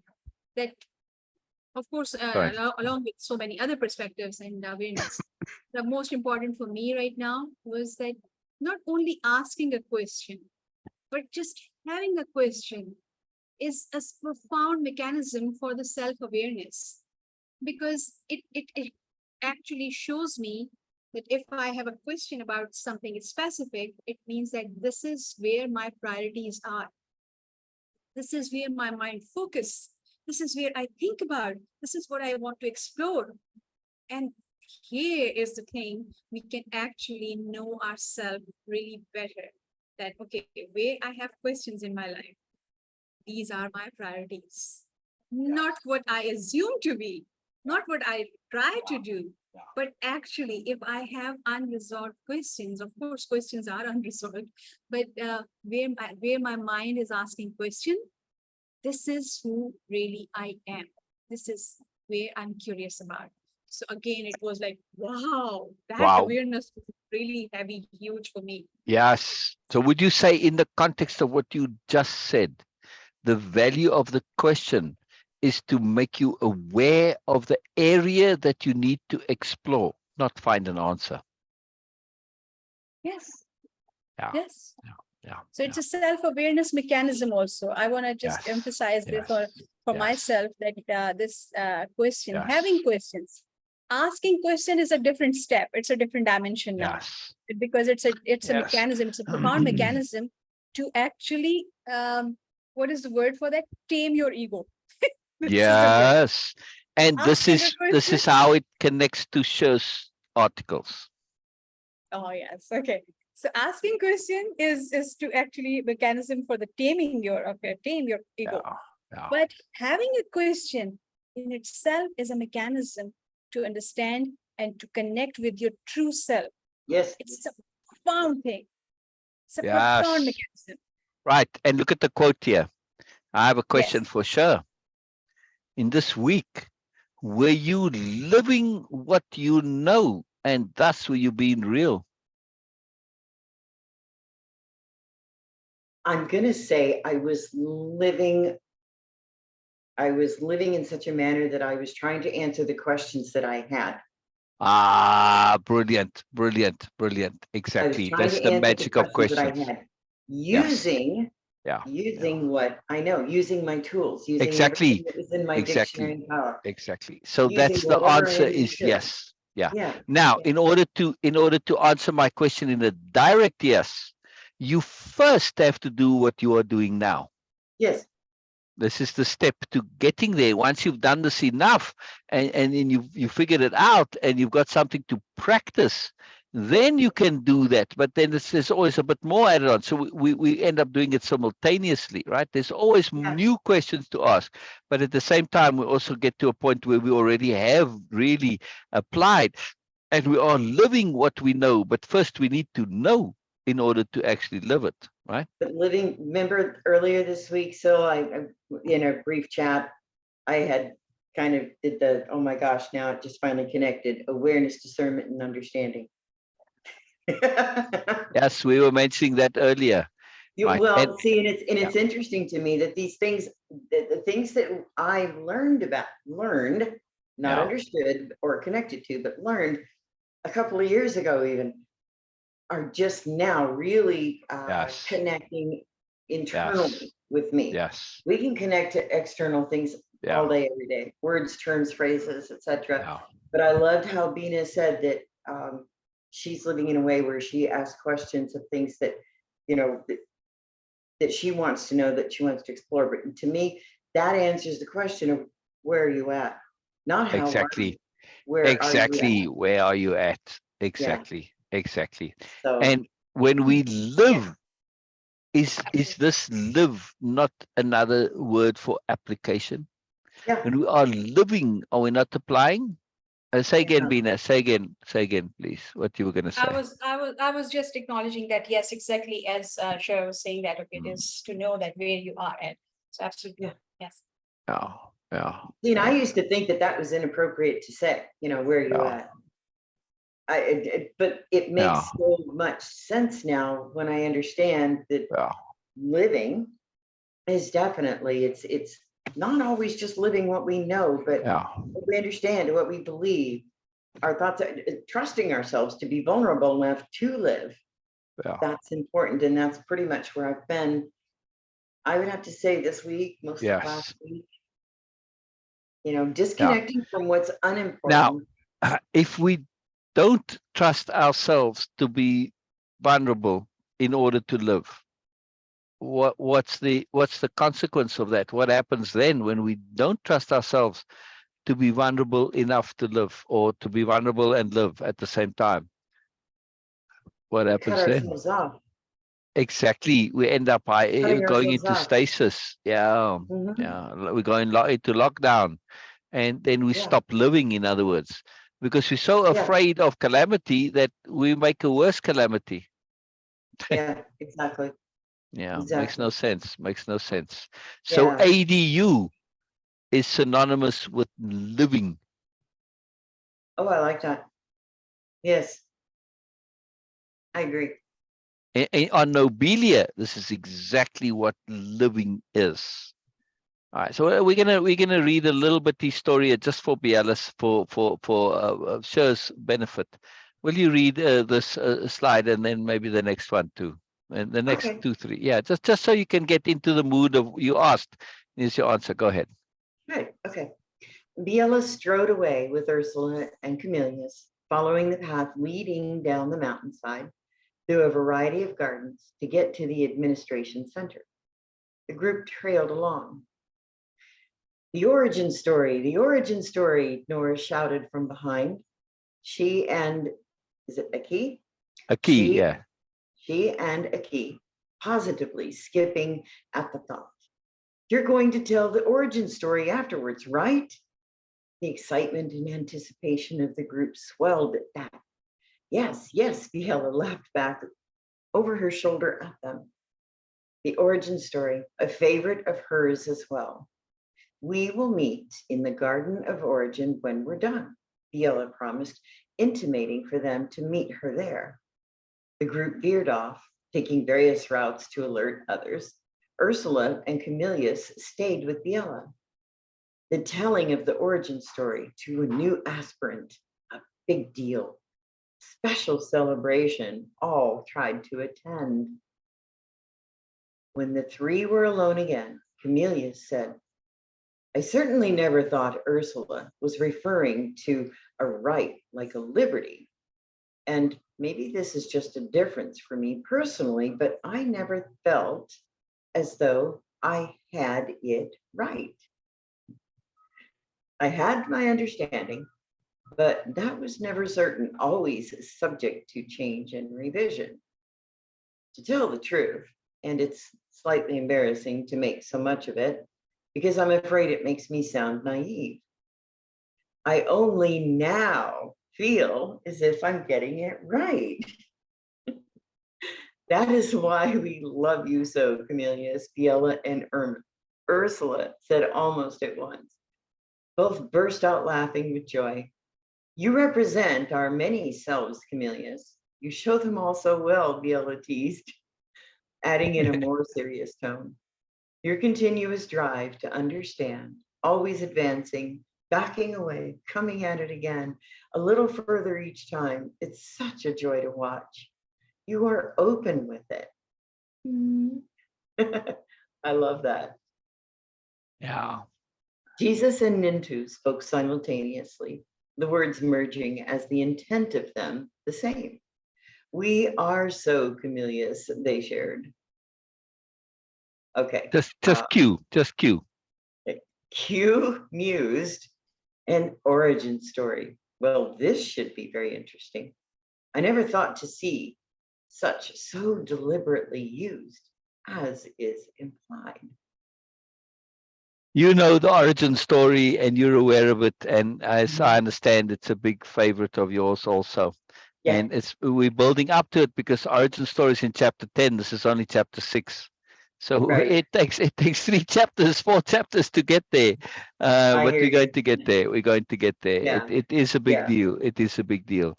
But this point here now, I think, where was that? Oh, I put it at the end of the previous chapter. I forgot about that. So we were at the end of the previous chapter. And where I'm going to share a little bit, I'm going to go back to that because I added in this comment from the gods. That's a big deal. And I was thinking earlier, Beena, I was thinking, where did that silent comment come into it, right? But it hasn't because it's in the previous one. What's that? I said, oh, you finished it. Well, in a way, yes. Well, I haven't finished the Nintu story, but no, I at the end of the previous chapter, I added in a something from the gods. So I'm just going to go back a little bit here to Sher, Ursula. There's never a point we stop being aspirants. Never. It's a lifelong endeavor, right? As Ursula so eloquently explained, it's a most excellent means to leverage ourselves. Maintaining that life stance ensures we're never open to connection to what we don't yet know. Ensures we're ever open to connection to what we don't yet know. I have always taken this most seriously, a prime consideration for me. Biella smiled slightly at herself. My tendency towards excessive modesty. All right, so there's this little part now, but that's the part I wanted to comment on. Right. This point of being a perpetual aspirant, and then off they go to the admin office. And so I added in this comment from the gods. The council of the gods was silent, not thoughtful or pensive, not reflective or contemplative, just silent. The concept of perpetual aspirant, one, which for now could only be met with silence.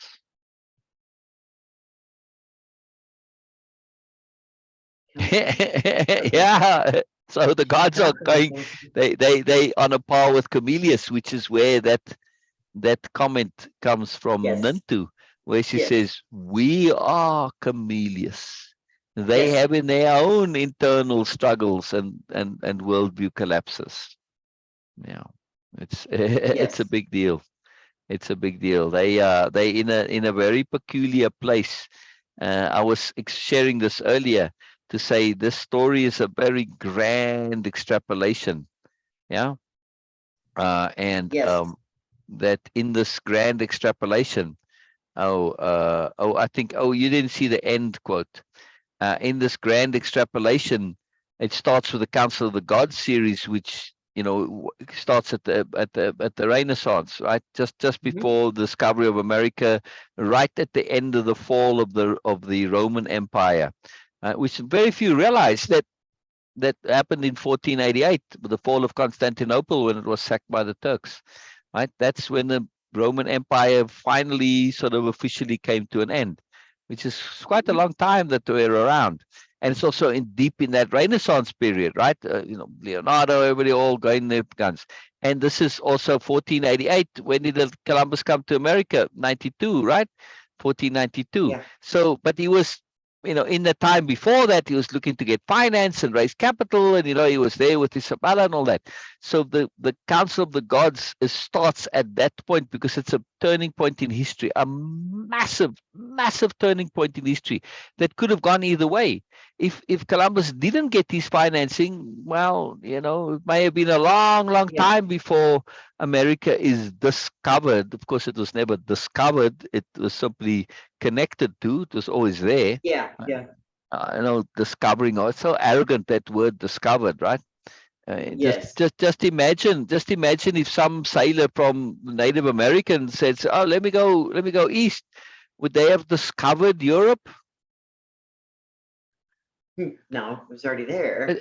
That's preposterous, exactly. But now it's suddenly ridiculous. No, how can they discover us? Well, Yeah. anyway, so but of course, in the Council of the Gods story, they this whole Columbus going there and everything that happens, it's part of a grand plan that Jesus and Mercury cook up in order to essentially change the path of history of the world, to end Right. the suffering of humanity in this grand suffering that's there.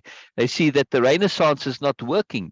Anyway, the point of that I'm saying is that's a long story that goes through all those centuries, and it culminates in Biella, right? And the end result of it was the seeding of the stars. Now, they didn't have that as part of their plan. That happened of its own accord. But it just, they had arranged for the world to be in a place where such things like the new Nobility Corporation and the whole plan to see the stars could happen. Not that they thought of it specifically, but then, of course, the great gravity engines wasn't part of the thinking, so it was never part of the plan. It couldn't be, because it wasn't technically possible. But nonetheless, the entire Council of the Gods stories is to change the world, to get to where our world is in a different space to where it was centuries ago, right? Because what we take for granted today, if you go back to the Renaissance, we only know about the enlightened aspects of the Renaissance. For the average person, you and me, right? We'd be peasants back in the Renaissance, correct? Yes. Oh, yeah. Yeah. That's it. You were wealthy or you were a peasant. Okay, you may be a merchant and a tradesman and a craftsman, but that's it.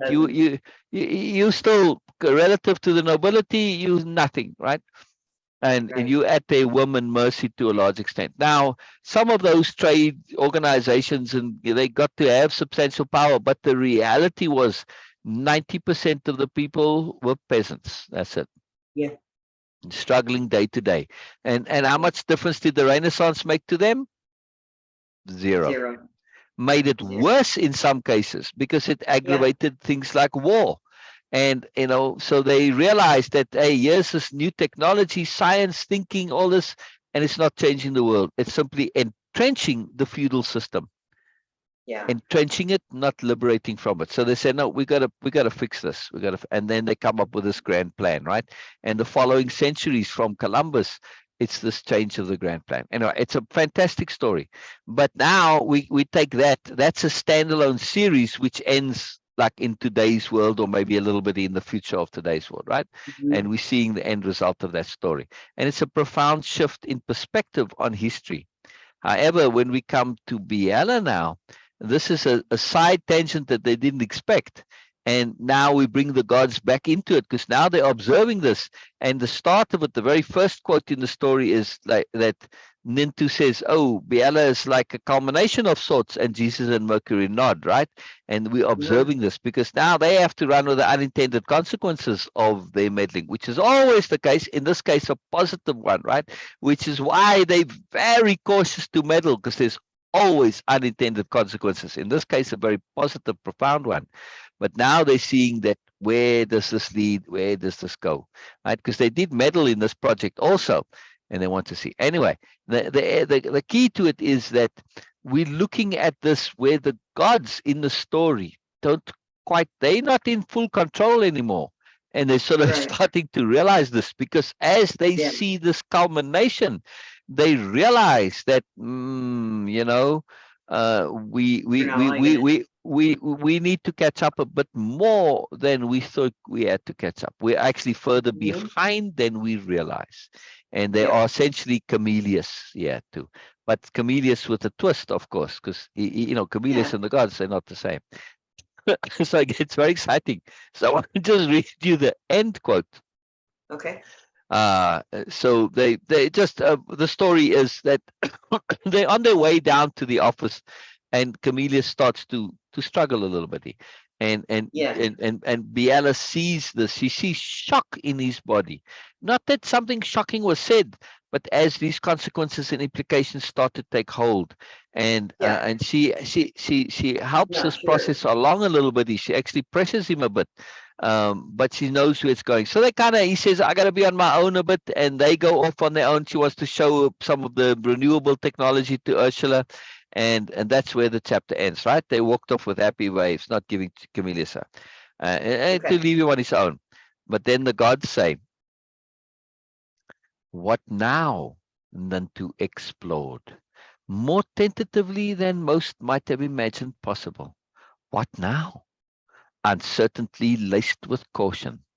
Worlds had begun to collapse. Slowly, but it had started. Oh. Yeah, so I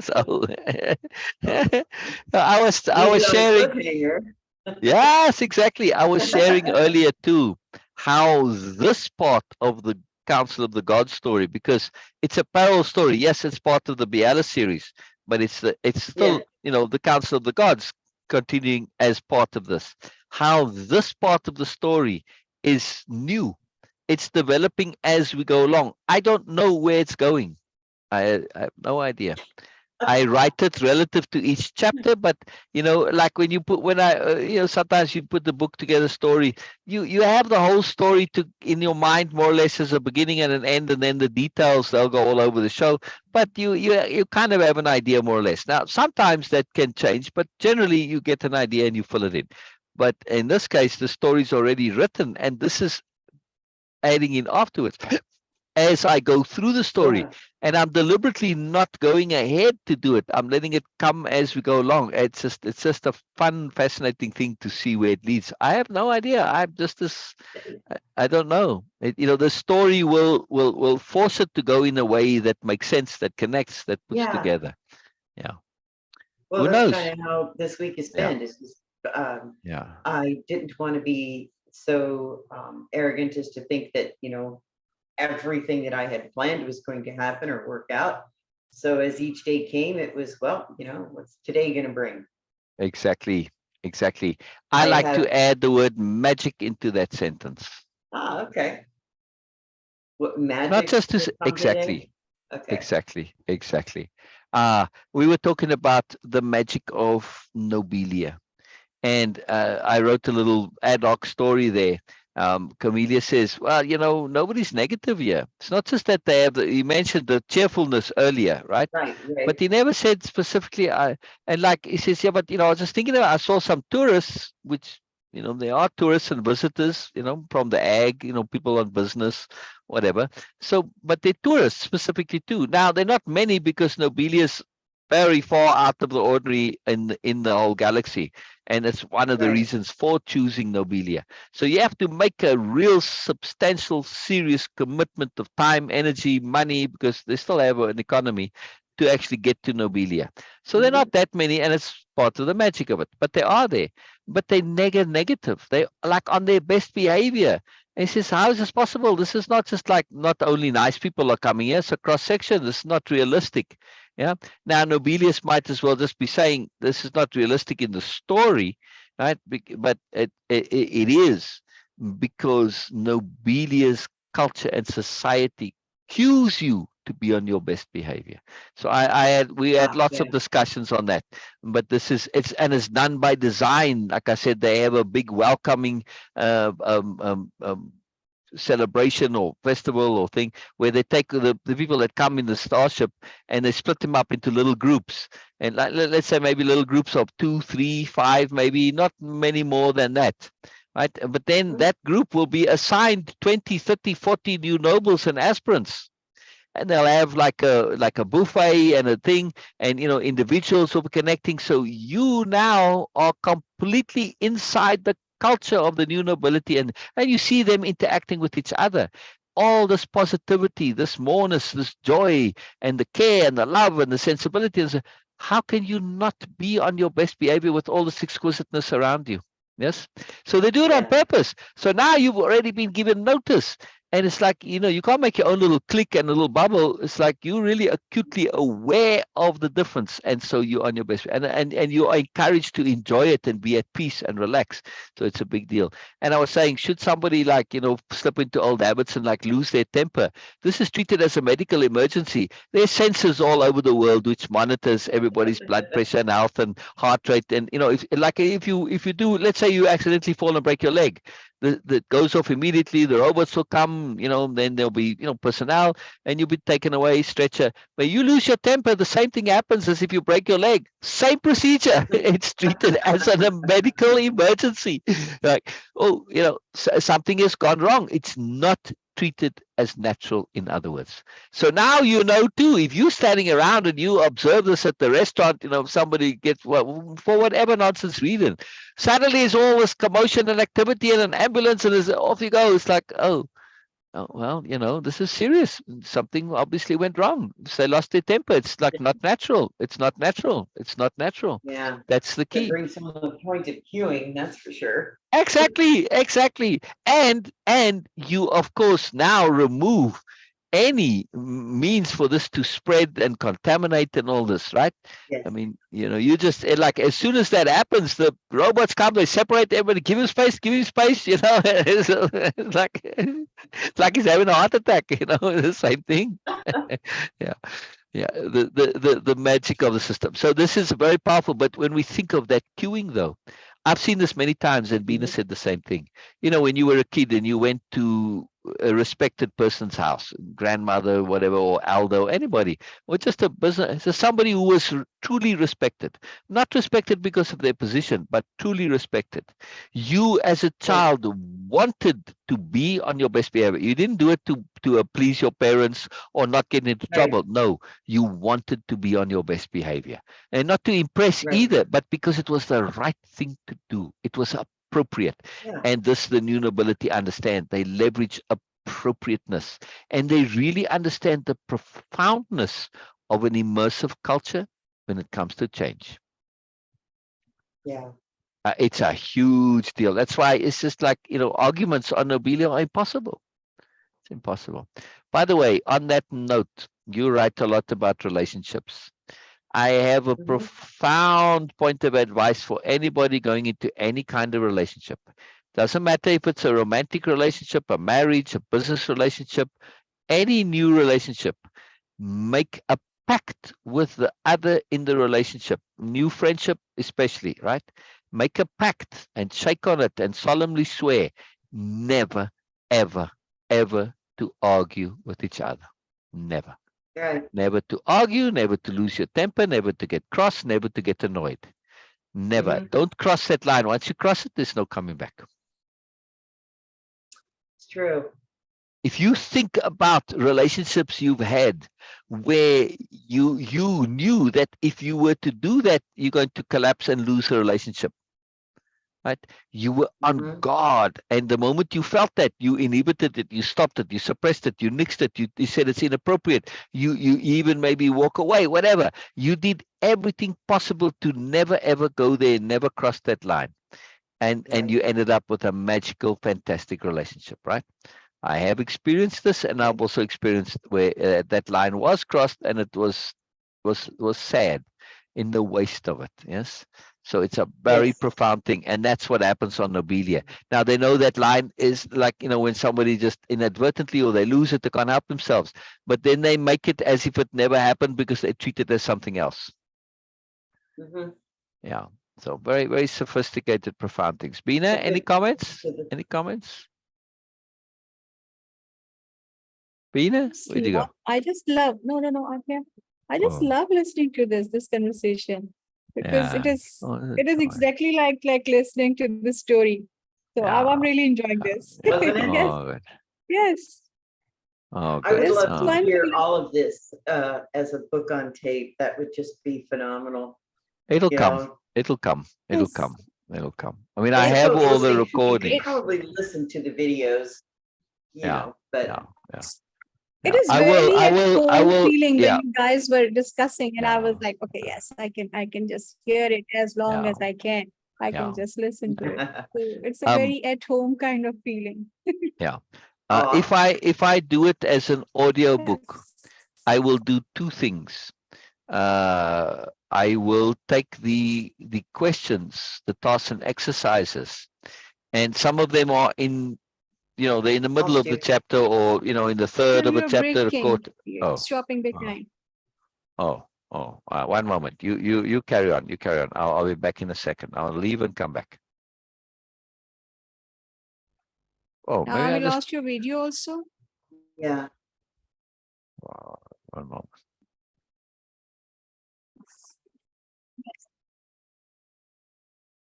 because it is dropping. Hmm. So There this we go. whole There we go. experience, if we can enjoy this type of things, Mhm. again, nobody can push us to do this. That's Nobody, of true. course. We are mature people. We cannot do this Hmm. if we don't want to. This is again a very, very profound mechanism to understand yourself. Yeah. What you really want in your life. Why I'm emphasizing on this again and again, Yeah. because also that, okay, I was writing by moon text, the new moon in Gemini, and I was writing about it. And I shared with Syl that how this energy is going to be to give you more opportunity to understand who you really are. So maybe that is also an influence right now, because I'm paying attention to that, okay, what I Yeah. really wanted. This is where you guys were discussing, and I was just, okay, mute myself, and I'm just lying here and I'm listening. This is the most fun thing. Okay, I know that, okay, every interaction, every sentence is bringing more and more and more. I don't need this to do anything. There is no ambition involved into this. No, I don't want to write it down even, like, because this is just coming directly and I'm perceiving it. I Yeah. don't need, okay, I never did that even before. I never tried to memorize anything, because if it truly matters to me, it is going to be innate. That's it. If it is not, I need it more. So this is how I'm just living. So the whole, like when you were asking me about, and Syl mentioned that, yes, okay, what you guys were focusing on today? I don't need to memorize it. It was just coming directly that, okay, yes, this is what we did. And then Yeah. I was amazed by my own understanding because it was important for Yeah. me. Yeah. That's See, it. that's what's cool for me is that even asking that question, Yes. Yeah. I didn't expect like an agenda or we discussed this and this and this. This is what I had expected of, oh, hey, let us catch up. This is kind of where we're both Yes. talking about. And I oh, was by the amazed way, too. and then we go off on some Yeah. other, really cool discussion. So it's like today, at the time that I joined in, yes, I mean, I was thinking that it started at 12, but I also, like you, Beena, it's not something that I feel like I have to do.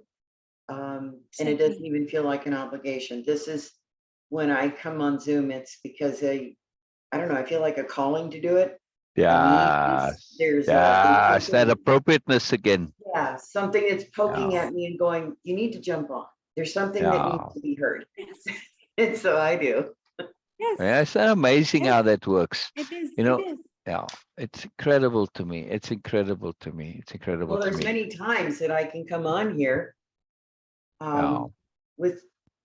without a question or any agenda or anything.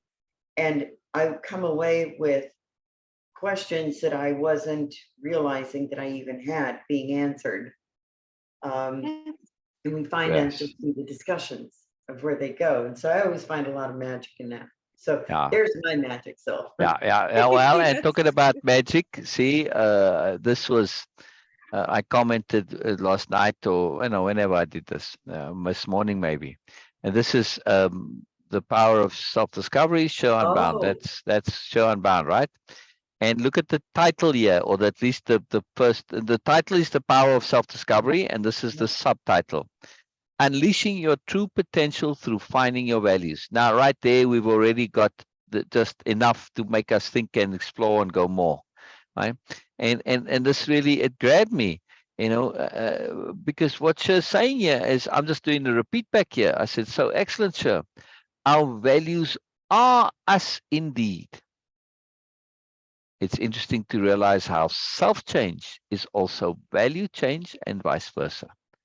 Yes. And then Sher says, oh, excellent point. And when values shift, so do our thoughts, which affects our emotions. Thank you for reading and sharing your thoughts. Yes, absolutely my pleasure. Absolutely my pleasure. But boy, is this not just a simple thing, all from this, the power of self-discovering. But this, look, it's what you say here. Unleashing your true potential through finding your values. Clarity of intent. Yes. Because if your intent isn't connected to your values, well, now you've got a problem. Now you've got a major problem. You better make sure they connect. Exactly. You can't handle emotional fallout. Exactly. Exactly. I just feel without our values, especially coming out of a traumatic situation of any kind, yes. We can get that emotional fallout where we just feel so lost and our emotions can overwhelm us. However, I've been learning for my own self and observing CJ that when we have a clear picture of what our values are, then we do have a whole lot of control. They say we can't control our emotions, but then we can pick and choose what we're going to interpret our emotions to mean. Right. I mean, all kinds of things happen. Right. As soon as we have that clarity of intent. Yes, exactly. And he said, they say. People always say, who are they? Who is this they? Well, they are the BMNs of the world, the paradigm, precisely. Yep. And they say you can't control your emotions because it's convenient for because they cannot control the emotions, and they're trying to tell you that you can't either, so that they can justify their indulgence. They don't want to control their emotions because they love being indulgent, right? Yep. And that's their whole lives is about being indulgent, and they're seeking to justify it, and they're in a position to make this a culture, which is horrible. So now, programs that they try and sell you. Exactly. That, exactly. Trying to tell you that they can fix you. Right. And to pay attention to values, which was your point of your article, right? Mm-hmm. Now, we also need to, I want to really add an extra additional point of non-obviousness here, right? Okay. Something that the Biella might say. Sure, she might say, do we not also, she won't say it, she'll ask it as a question. Do we not also need to pay exquisite attention to our inadvertent values? Well, now you just opened up a whole new book. Yeah, we do. Holy dang, Biella, you just cracked my head there. Yep. And Beena mentioned inadvertent values. This it came up not directly, but it was implied in Beena's opening share at the start of this. Beena, right? When you were saying that, I just said to you, said, man, I'm so pleased to hear today, Beena. That's my exact words, right? And Beena like, wow, oh, what's special about today? And then she thought about it, said, no, but this is about the act of living in the now. Because Yes. later on I said, every day I'm really happy that you're here.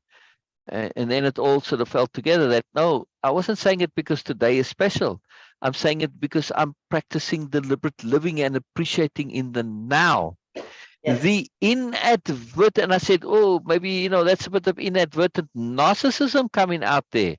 Not that Beena was being narcissistic, but the narcissistic logic says that if something is like, you say you're happy, or it has to be special. Yeah. An inadvertent value, the value of specialness, right? Whereas for the new nobility is, but I'm just happy you're here. I'm appreciating it. It's glorious now. What does specialness got to do with it? Absolutely nothing, right? Each and every moment is special. There's no more or less. They are all special. And this is the coexisting contradiction that I was pointing out earlier, Beena. I forgot to say it so specifically. This, that everything can be special, and there can be many of them. Then they can be special, but not more special or less special, which in a sense negates the concept of special, but not to the new nobility. Every moment is special. Every individual is special. They love everybody the same, right? They may interact and resonate more with some than with others, but this is simply a matter of practicality and, the individuality that we have. You resonate more. That doesn't mean that you love them more. You resonate more, yes, but not love. Yes? Beena, you were going to say something there. Where's Norma? What happened to Norma? Really appreciating, Sher, because you just prompt on this that, okay, you want to be here. And we might be just coming to the end. But when you came on and Zoom, and it brings out so much more, which was not there before. So you being here actually bringing so much more into this. So that's why I'm appreciative of this, that okay, but now I got more value out of it. And this is I'm truly really want to acknowledge every one of you, like, okay, especially both you, Sher and Syl. It is something like, yes, it might seem like I do have too much time for this. I don't have much time for this. It's always on my priority, because there is no way I can leave this. No university in this, in my understanding, no books, no one can actually give so much to me what I have just got in the last 4 years. And it's an absolute transformation. Now I can understand that what other people they are coming from, what is the intent. Of course, not entirely, but at least at some point, at certain level, I can understand that. I can preempt, I can understand the different concept. And this is like a whole new world for me right there. If I compare myself where I was before 4 years ago and where I am today, I can easily say that I might not be ready for something special or something extraordinary, but as compared to who I am today or where I was, I am a titan now. Literally, it's a completely different world for me. It's not about anything. My mind gets tuned to extract moreness and value, and also to track my ego, where my ego is coming from. This is the biggest ability, to track your ego. Okay, yes, it comes every now and then. It is there, and it is going to be. But tracking your ego is the ability. It just astonished me every single time. That, oh, okay, so you can actually catch it. Before it was not. In my understanding, it was all good. It was coming from me. And when I see people, they get like, okay, when I am saying no, it is my right to say no. Of course, it is your right to say no. But just ask yourself, why are you saying no? Out of emotions, out of stress, out of like, okay, which you don't want to say. Like, you don't want to say no to the person or to the thing or whatever it is, but you are just saying that, okay, I'm just not responding. So no. Or I'm saying yes. Why I'm saying yes? Why? okay, if Syl is sharing something, and if I don't agree, do I have to say yes? No. No, exactly. Exactly. And If I is don't have agree anything even to share, exactly do I is have to agree? say something necessarily? No, I'm No, just speaking. exactly. Do you even have to agree? No, Mm-mm. Do you not have at to all. disagree? No, No, nothing. There's no have to, no shoulds involved. And exactly. on Exactly. top of that, the most amazing part of it, I don't need to memorize anything. I don't need to memorize anything at all. It is like, Yeah. yes, from the very first day till now, I know that, okay, yes, I can miss some words the way it has been said, but the understanding, Yes. the awareness, how can I miss that? How can I forget Yes. this? Yes. So this is the Yeah. huge thing for me. Yeah. Yeah. And that's why when I said, because you initiated that, I'm just appreciating and acknowledging, and of Yes. course celebrating moreness of both of you. Yeah. So that's such an amazing factor in my life. The We would. influence I deliberately allow to influence people. Yes. Yes. Exactly. You Exactly. guys are an influence which I deliberately allow myself to be influenced with. I want to make a special point here. We were talking about coexisting contradictions, and you mentioned love as being one of those. Yes. And many of these things that we do. And the point of coexisting contradictions is that things can be true in one bubble and not true in another, and some variation completely different in others. And to Right. understand that those bubbles coexist simultaneously in the greater picture, right? Now, this is what it is. We're simply understanding that things exist in bubbles, and those bubbles exist simultaneously in separate spaces. Very powerful understanding. But love is a very deep coexisting contradiction, or a conundrum, as it were. But it's a magical conundrum. So Norma said, she did respond there, Beena. She says, I'm here learning. And I said, yay, love you, Norma. Yes, love you very much, Norma. You're very special, very dear. And this is an important thing, that that this understanding this. But then Norma says that, not sure I know what love means anymore. Still willing to learn. And I think tomorrow in our our daily, when we do the repeat backs and the go overs, we'll start with love and go into this understanding of love, and how Biella loves, how Ursula loves, how Cornelius might love. With Ursula and Biella, we have an idea. With Cornelius, yes, to some extent too, we can extrapolate it from what he says. But there's much of this coexisting contradiction or collaborative conundrum in love as it comes in the story. But we are going to take that further and really go into depth and explore this. So tomorrow, Norma, our theme is going to be, what is love? Mm. This is going to be really That was a good useful. from I can't imitate your I don't have the energy for it. That was a perfect Mm. That was perfect. Yeah. This is going to be the juiciest one. It's because I am one of those people who loves from a distance. I offer love, I give love. To receive love, I would prefer it to be sent from distance, not. Yeah.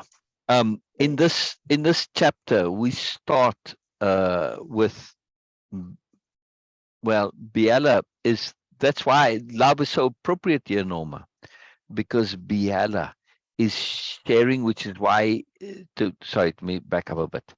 One of the reasons that Beena said specifically she's connecting more to the characters, particularly Biella, because Biella behaves from love in this chapter. Her behavior towards Cornelius comes from her personal choices, not attunement. Some from attunement, yes, well, most, but not entirely. There's definitely that personal element here, and she's expressing love. She's having a gesture, a capital G gesture with Cornelius, and this will come into the story later, right? She does a gesture, a capital G gesture, is when you kind of know something is a bit pointless and not. There's no real reason. It's not that there's no reason to do it, but it's likely to be completely ineffective and you're wasting your time. But you do it anyway, right? That's a capital G gesture, right? Even when there's no sensibility in terms of effectiveness, right? Efficiency, but you do it anyway because you're trying. You're trying anyway, right? She sees the inevitability coming for Camillus. She's acutely aware of what's involved. She's seen it with others many times, especially aspirants. They go through worldview-collapse, blah, blah, blah. She knows acutely what this is all about.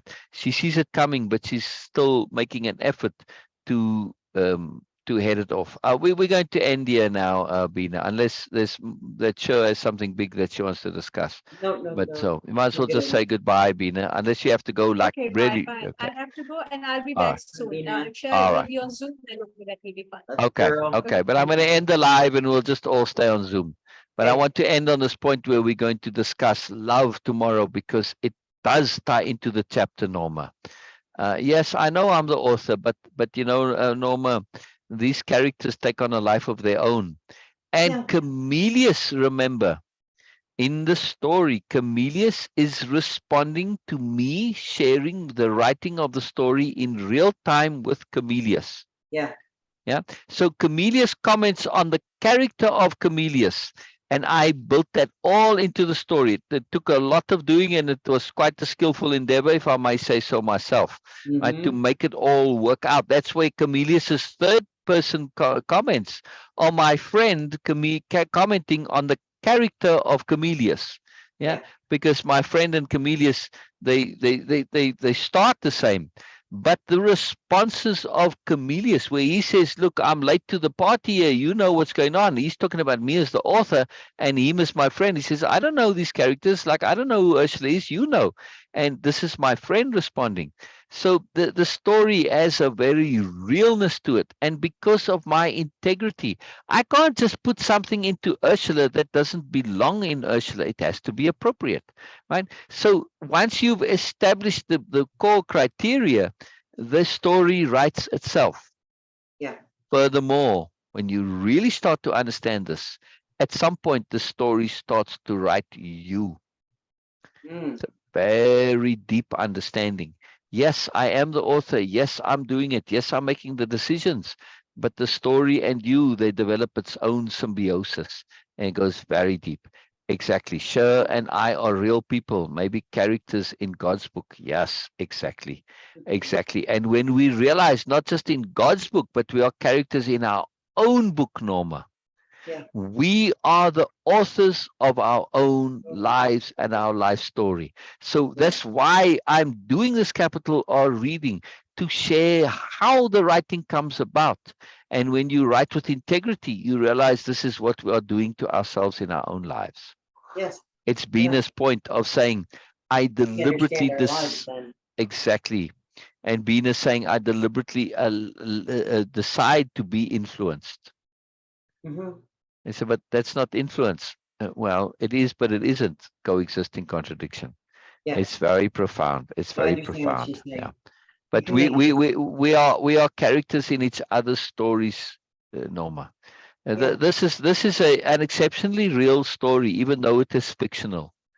Because when you look at the abstract part of it, and the interaction between Biella and Camillus is the interaction between me and my friend. This is a very, very real interaction.